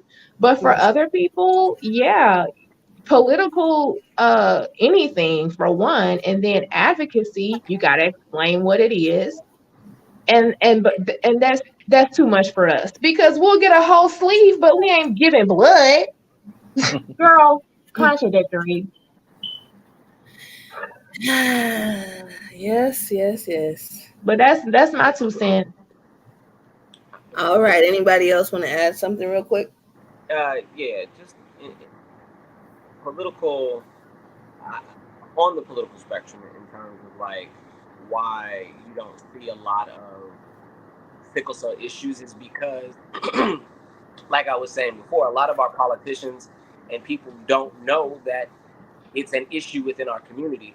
We've kind of touched on it here and there in terms of how a lot of times sickle cell patients have been silenced. A lot of times we've been stigmatized, so we don't stand up, we don't speak about it.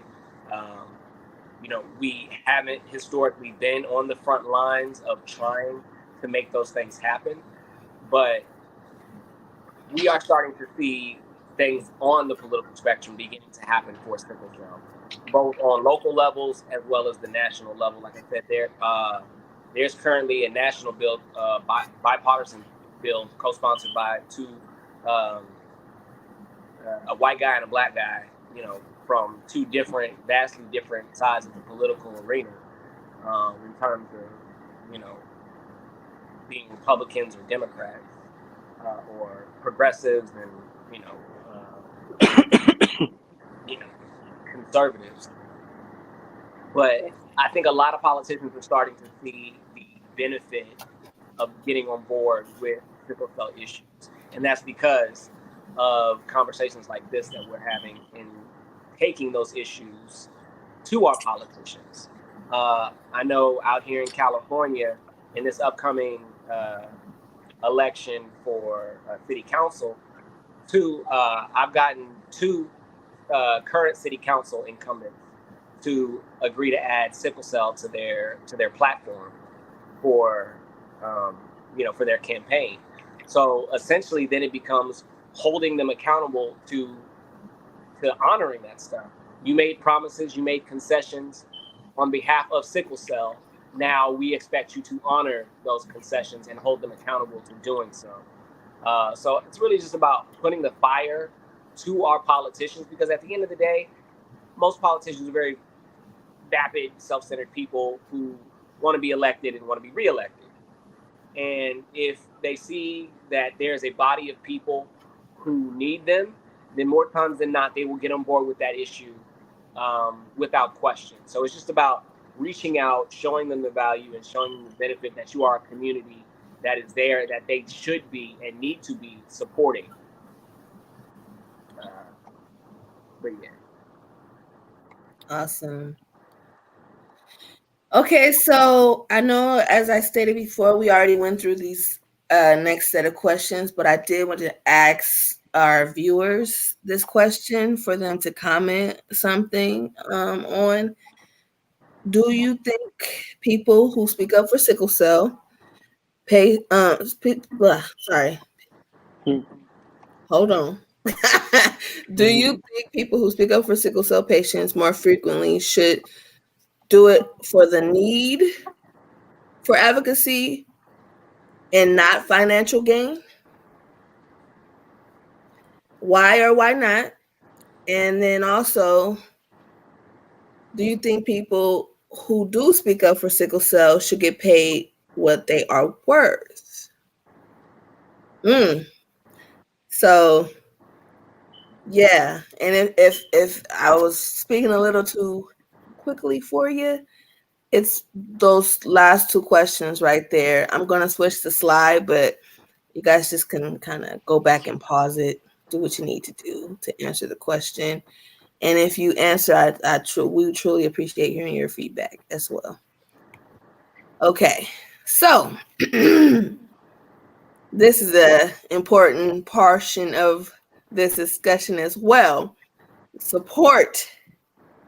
Okay, why do you feel there is lack of support for the very people we are advocating for? Now, when I say that, I mean, and maybe you don't feel like that. Maybe you feel like sickle cell patients do support your efforts.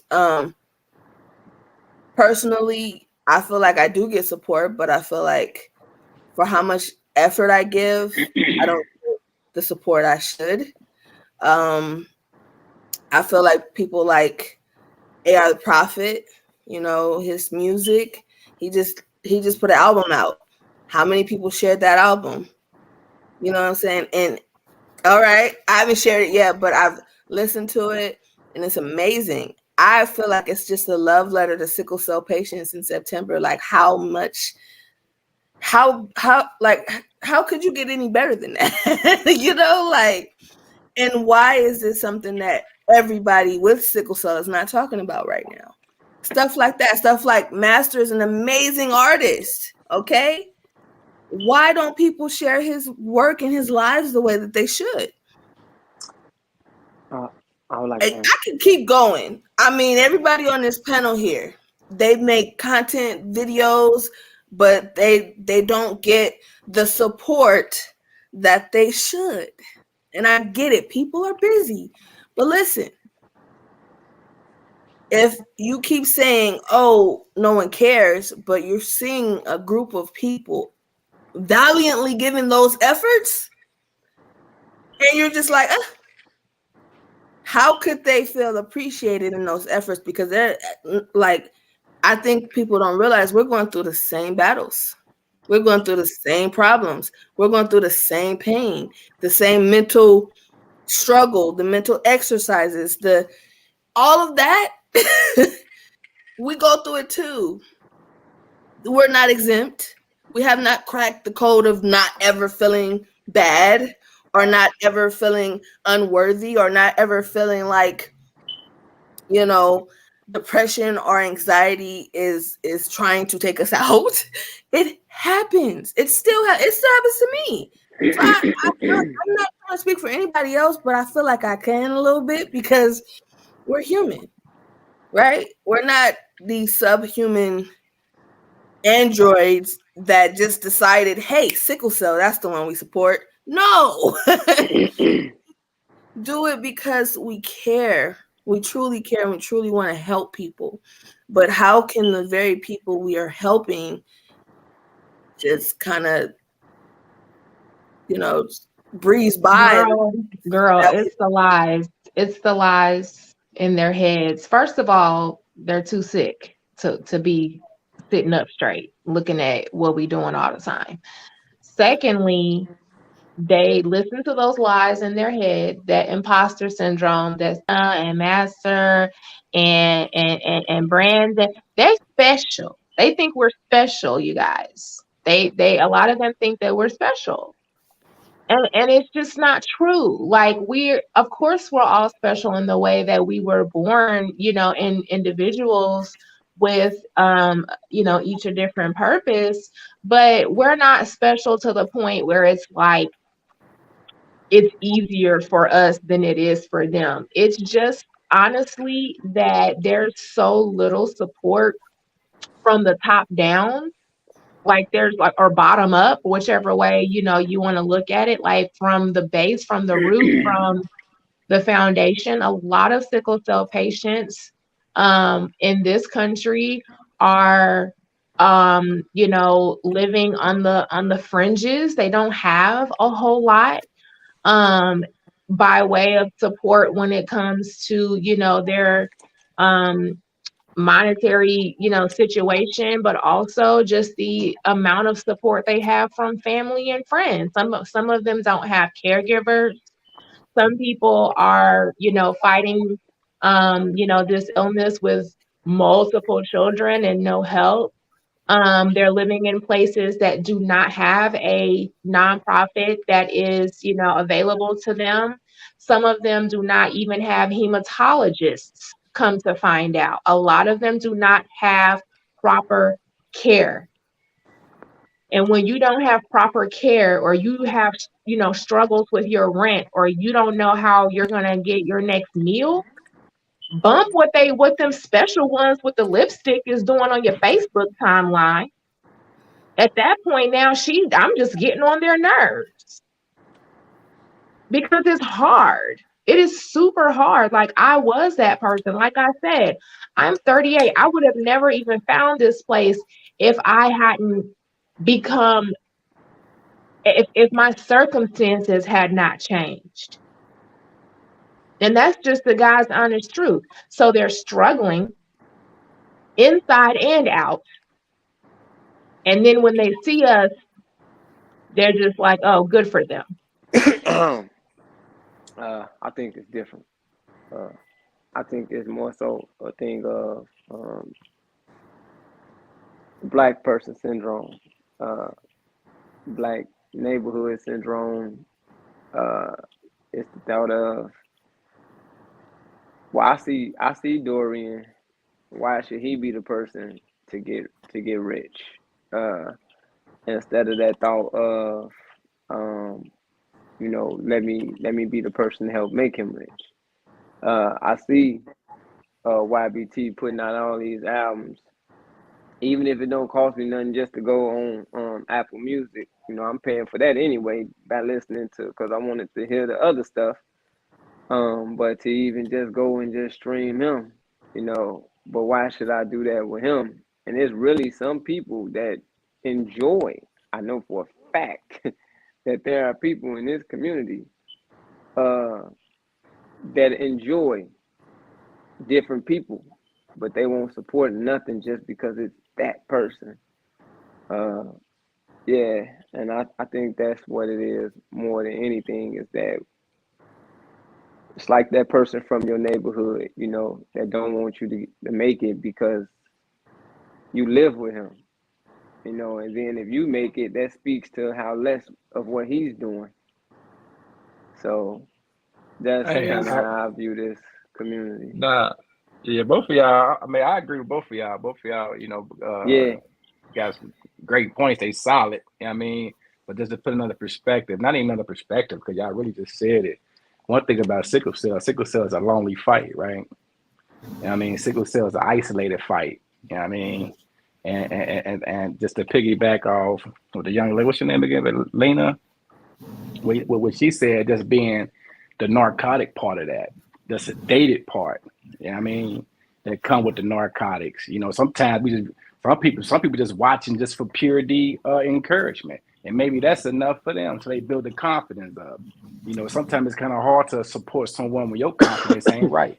You know what I mean? So you instead of bashing, you might just watch from a distance and take in, the knowledge that they spewing. You see what I'm saying? So it's like, both of y'all have some great points, man. It's just, one thing about sickle cell, man, it's a hell of a community, man. It's a community that's not supported and don't know how to support. You know what I mean?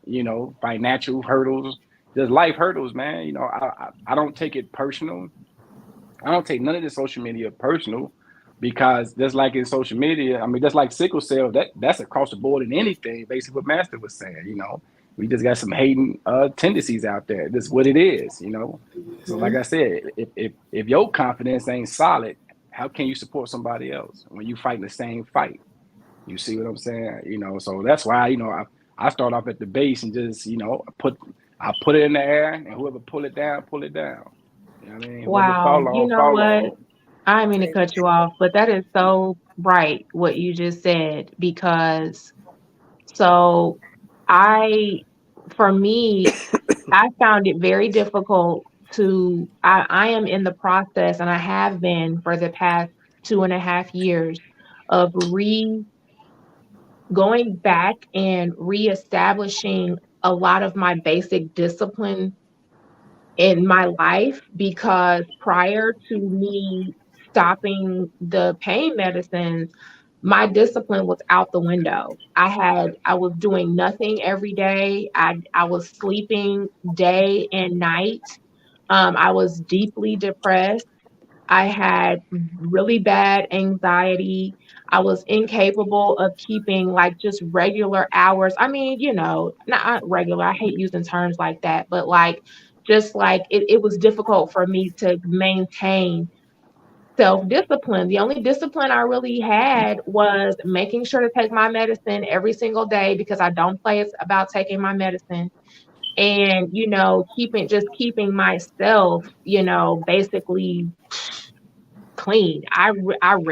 Feeding myself was not really a priority.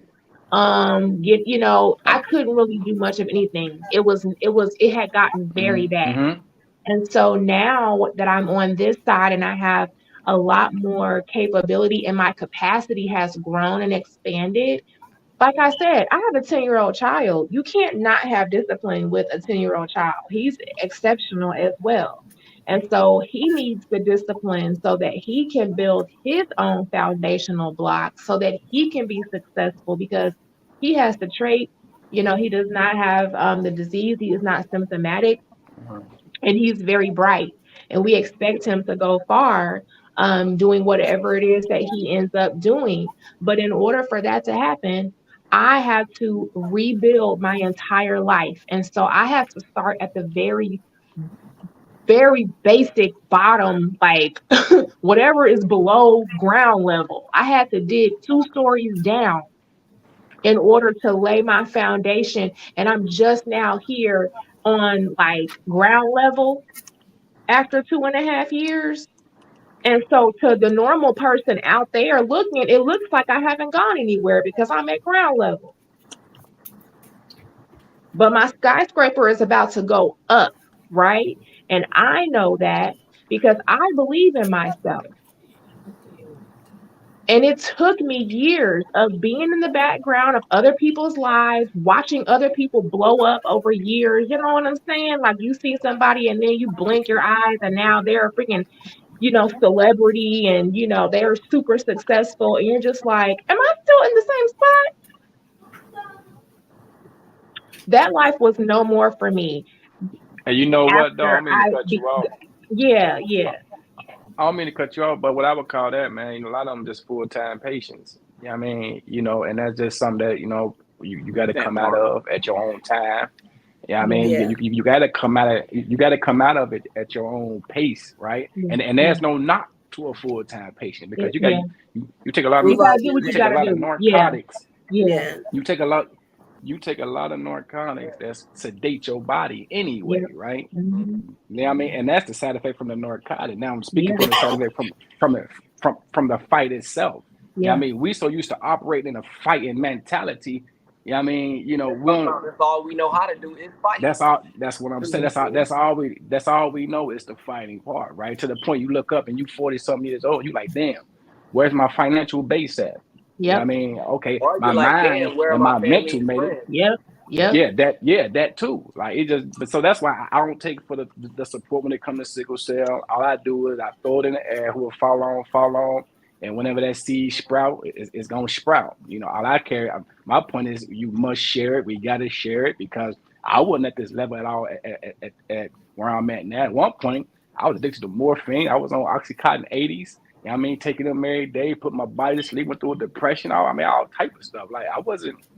Like I said, but not to go deep with that part, but even when it comes to finding your purpose, right? When I was younger, I got two metal hips, metal shoulder, went blind in my left eye, had a heart attack, stroke, but I had to put my fight into my son, right? I had to find a reason. Now, if it was up to me, I would have been tapped out. I would have been gone. But I had to look at the purpose, and at that time, I ain't had no career, I ain't had no job like that. I was wet, but my purpose was fatherhood.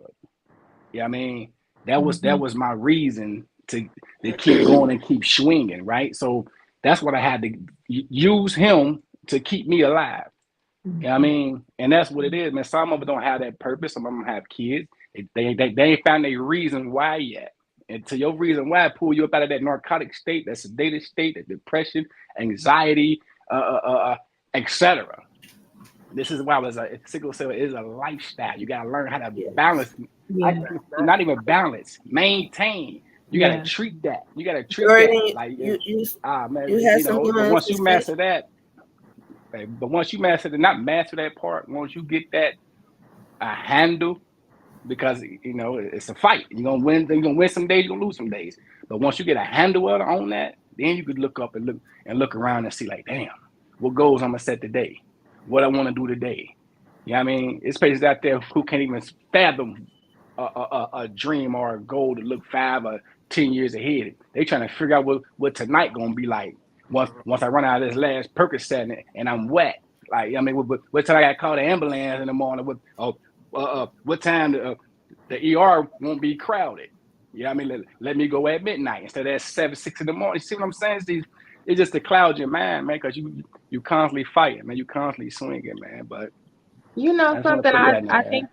think that that's all like exactly what we needed to hear because and on top of that, I think for me, I had a fear of disappoint. I didn't want to disappoint anybody. Like I did not. I could never finish a project in my old life because of my sickle cell. It was always me starting things and never being able to finish. Right, like I said, no, very little discipline. But like now I'm realizing that I am able to complete a project. I am able to hold myself to task, hold myself accountable, and show up for myself. But I did not know that before my awakening. Before that, I just thought I'm never going to be able to do this. It was this, that complex that just lies to you and tells you that you can't do this and you can't do that.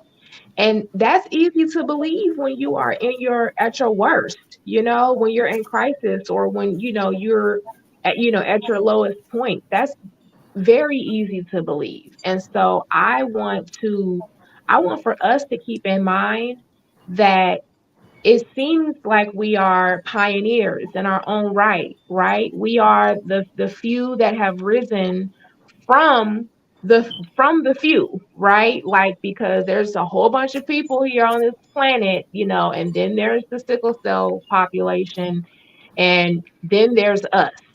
And so that's why I walk around with a very, commanding presence, because I know my worth and my value. And so when whatever area or space I go into, it's going to, shift around me. I'm not going to bend myself up in knots in order to, prove anything to anyone, because that's unnecessary. And that's, essentially an act of violence against the self. And so Indeed. I feel like we are doing the right things by leading the way. But child, even Mother Moses said, "Look, if you ain't ready, don't come, cause I ain't turning around." She said, "Look, you got to be ready." You know what I'm The saying? train is Like, moving either way, baby. yes, We also got to yes, Either be way. we yes, also got to be willing to lift others as we climb, though. yes, Exactly. Indeed. We Indeed. yes, gotta be willing. We gotta be willing yes, to lift others as we climb, though, because yes. it can be very hard to break that cycle.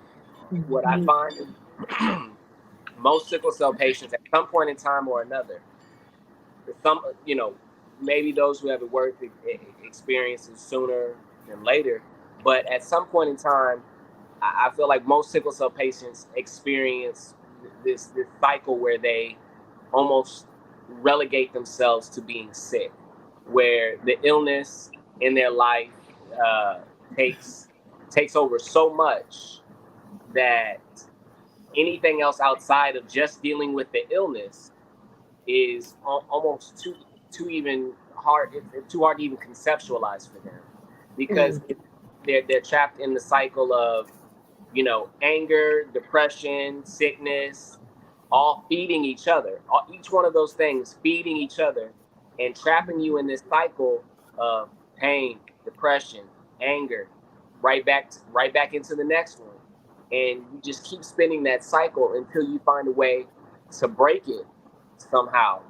And I'm so glad that the conversation in some way segued into that, because I think talking about the way that that cycle is broken, the way that we find our way out of the fog that the opioids create, because they do. Like, a lot of sickle cell patients don't know that morphine, oxycontin, codeine, uh, fentanyl, these things literally rewire your brain chemistry. I'm not talking about just like how the endorphins and serotonin and all of this. I am literally talking about the morphine and these drugs will literally create new synapses in your brain. How it transfer, how those electric synapses and how the brain tracks those will literally be rewired so that your body craves the drug. It will tell you that you're in pain. And that's why it becomes important to have discernment between what is your blood cells beating the shit out of you and what is your body in that dependency asking for that drug, asking for that opioid. Because oftentimes that's where the cycle starts.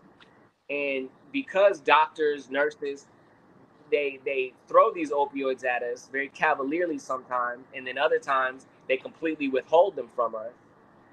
Uh, it becomes this, like you know, you you get trapped in this notion of, okay, well, when's my next prescription? I'm counting pills. I'm counting pills. I'm counting pills until my next prescription, and that's that drug doing that to you, having I you don't want to wired. hear about that lifestyle no more. I lived that for too long. Oh, no, no, no, no, no. That's like a nightmare, But y'all. so I many hated of it us so are much. still I living hated that it so life much, y'all. and don't even know they're living it. It was terrible, y'all. I hate that so much. I mean, I would be out of my mind, okay? And oh, I gotta go a whole weekend and I don't have any pain meds. Oh, this is hell on earth, okay? And everybody in my house is about to get it, okay? Like absolute terror. Nobody should live like that.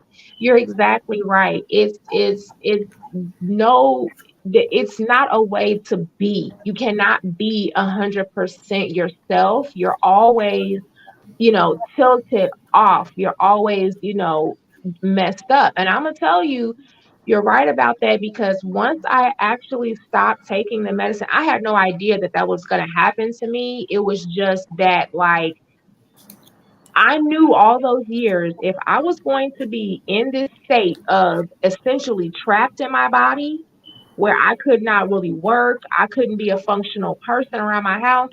I paid such close attention to every single square inch of my body that when I was feeling better, I could tell immediately.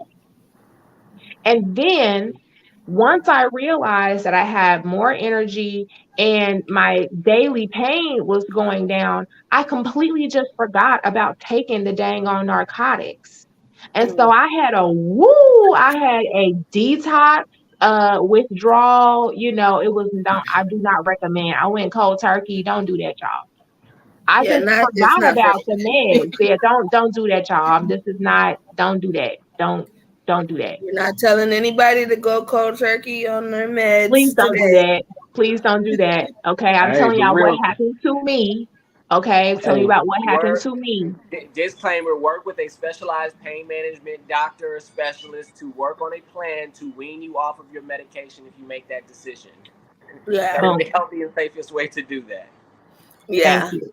because Thank it you. can. Do not Cold turkey will end up yes. sending you into an actual sickle cell crisis, which will then put you right back Mhm. on the opioids anyway. Absolutely. Yes. Absolutely. So, but this is a cautionary tale, okay? Because one moment I was standing in my living room, and the next moment I was in a heap on the floor. Like nothing worked. My legs didn't work. My nothing worked. My body just went like offline Hmm. for like a few days. I spent a few days on the cold of my tile bathroom floor. Do not recommend. But then after that, I felt much better, and it still took me about a year or so to actually wean, off. Like there were times where my pain would go up, and I'd be like, "Oh, I can't do it today," and I would have to call and get something. But like here I am almost 3 years out, and I don't remember the last time I had to take any pain meds. I was on a heavy dose of morphine and Percocets. I was taking Percocets and whatever else I could get my hands on top of the morphine I was taking every day because I was in agony. But now that I don't, I am almost a completely different person. I'm much more clearer. Okay, I can remember things. My sleep patterns are much better. Of course, I'm not constipated anymore. So I lost that pooch. I lost that belly that, that you keep on you because you're hoarding all your, whatnot. Okay. Your collard greens. Okay. Everything is different. But you know what? The most weirdest thing is I had to get acupuncture to like recalibrate my whole body, like my whole system. It was just like Because it even rewired your brain. yes, It literally it's still rewired your I brain. can still feel it to right now. I can still feel my body recalibrating itself from all those years of being on those narcotics. Wow.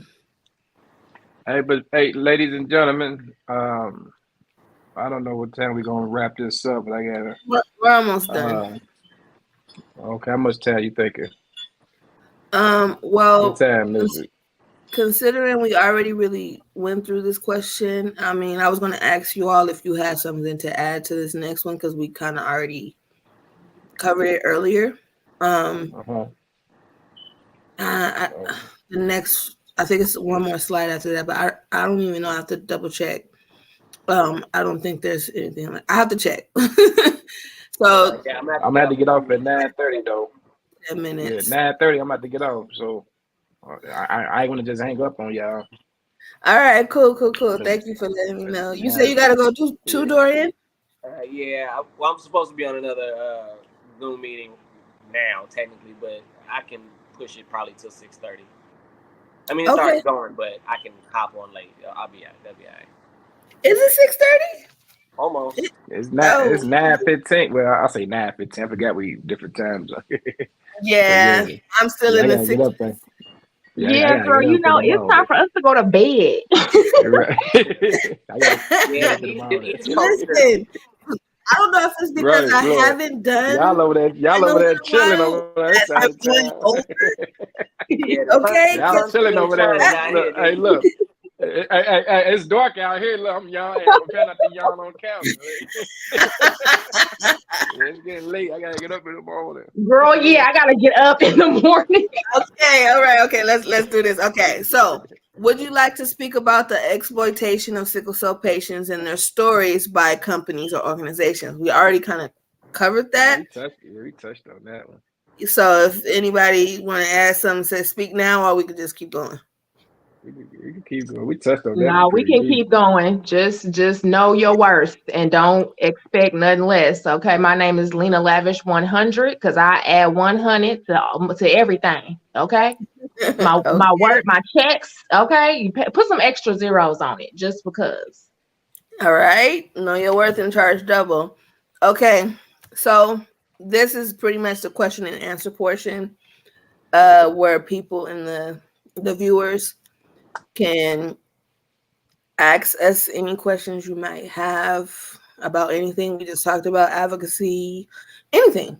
You know what? Can I say Mhm. something real quick? I want to say something before we get to. You know what I mean? One thing, doing the advocate part, right? And me, talking to people, having these conversations, right? Mhm. Sometimes I have to find ways not to get triggered, right?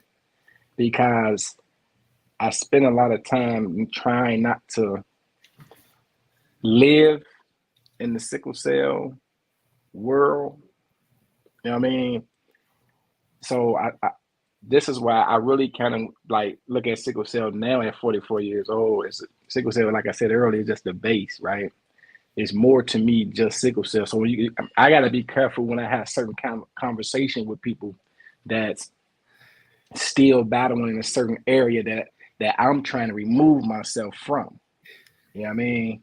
Certain mind frames, because once again, sickle cell is a physical fight, but it's more mental than anything. The mental part causes more damage than the physical part.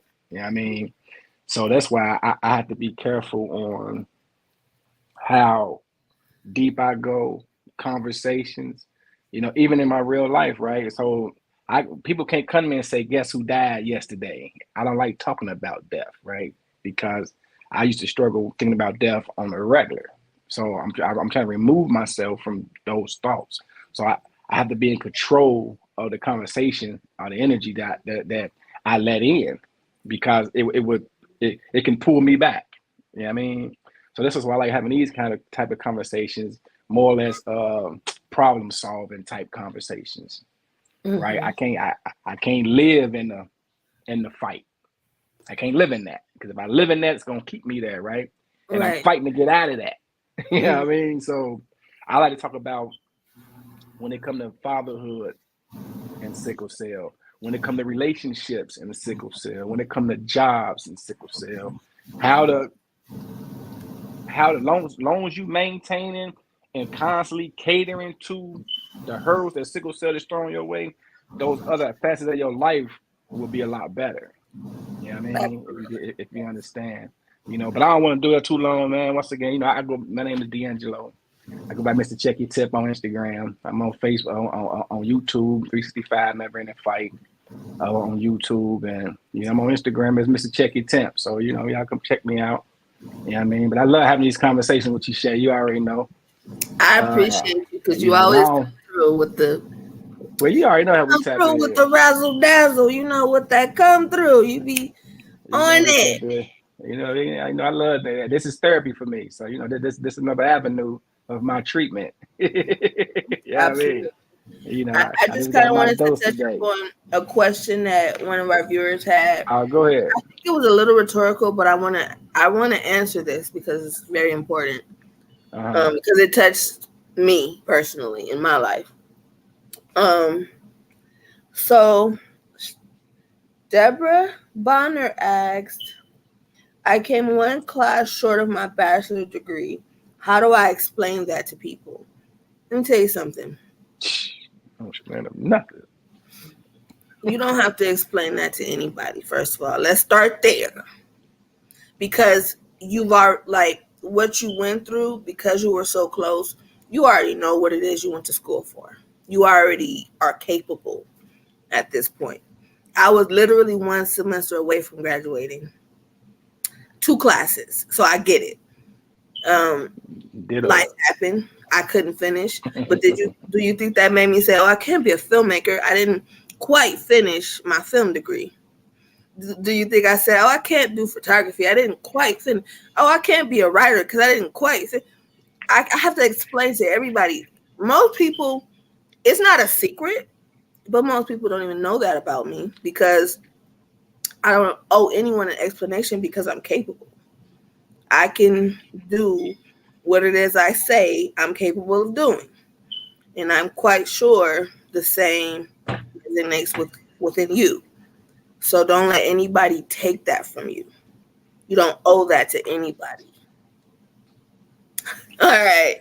I just had to say that one because nah, we're not, nah. Um, yeah, feel free to ask more questions. Feel free to, I know I didn't really too much cover the comments. You guys were commenting a lot. I appreciate you. You're awesome. Thank you so much. What we have coming up for this month, just real quick before we end, uh, and that's a different language, so y'all gotta excuse me. I forgot to change the language. Um, anyways, we have the pop-up panel, which is a speak up panel. If you all do not know, I have started a mentorship program about a year ago with a team of amazing people, and we really put our time and our efforts into building something sustainable and amazing for advocates, a place for them to educate themselves on how to be a public speaking advocate in any form or fashion. Well, not any. Three major ones, which is the hospital advocacy, the political advocacy, and the public speaking arena. Just things that you already have to deal with anyway. So whether or not you want to know how to be more effective with talking to doctors, medical professionals, if you want to know more about how do you speak, like how do you do panels, how do you go and speak at different conferences, different stuff like that. We are going to do a free workshop because this program is not free, and it's not because I owe it, but it's because whatever you're going to take pride in something, you have to pay for it, and that's why we're doing it like that. So this is an hour workshop where you can learn how to develop and tell your story publicly. You'll do a panel such as this and have a conversation about your life and your journey and what that looked like. So that's going to be coming up on the 12th. I had to look at the date. That's on the 12th. And then we have the men's panel coming up on the 11th. I'm super excited for that one. That's Monday. Cause I'm not like I'll be here like running in the background on the backstage, but I'm not gonna be nowhere. Listen, this ain't for me. This is for the men out there. This is for the community, and I'm super excited about that. And then we have our Sickle Cell Squares game show live. So we do have spots. We actually have less slots than what I have. I'm not gonna lie, I got tired of making the flyer because it was too much. It was too much to do at one time. So There are more people, but we still do have a few slots left for people who want to play sickle cell squares. If you're like, what is sickle cell squares? Basically Hollywood squares, but sickle cell themed. So it's going to be very fun, very interesting. I'm excited about that. I have, I don't know who I'm versing, so I need someone to be my competition in this and say, hey, I want to go against you, Shabreon, because this is going to be fun. I'm excited about it.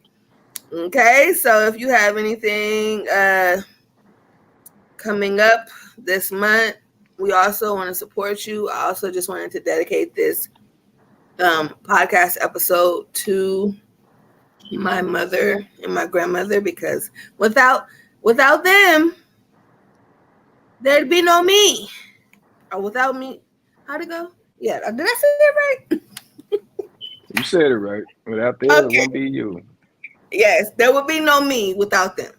So I just wanted to dedicate this episode to them, and especially my mother. She's a warrior.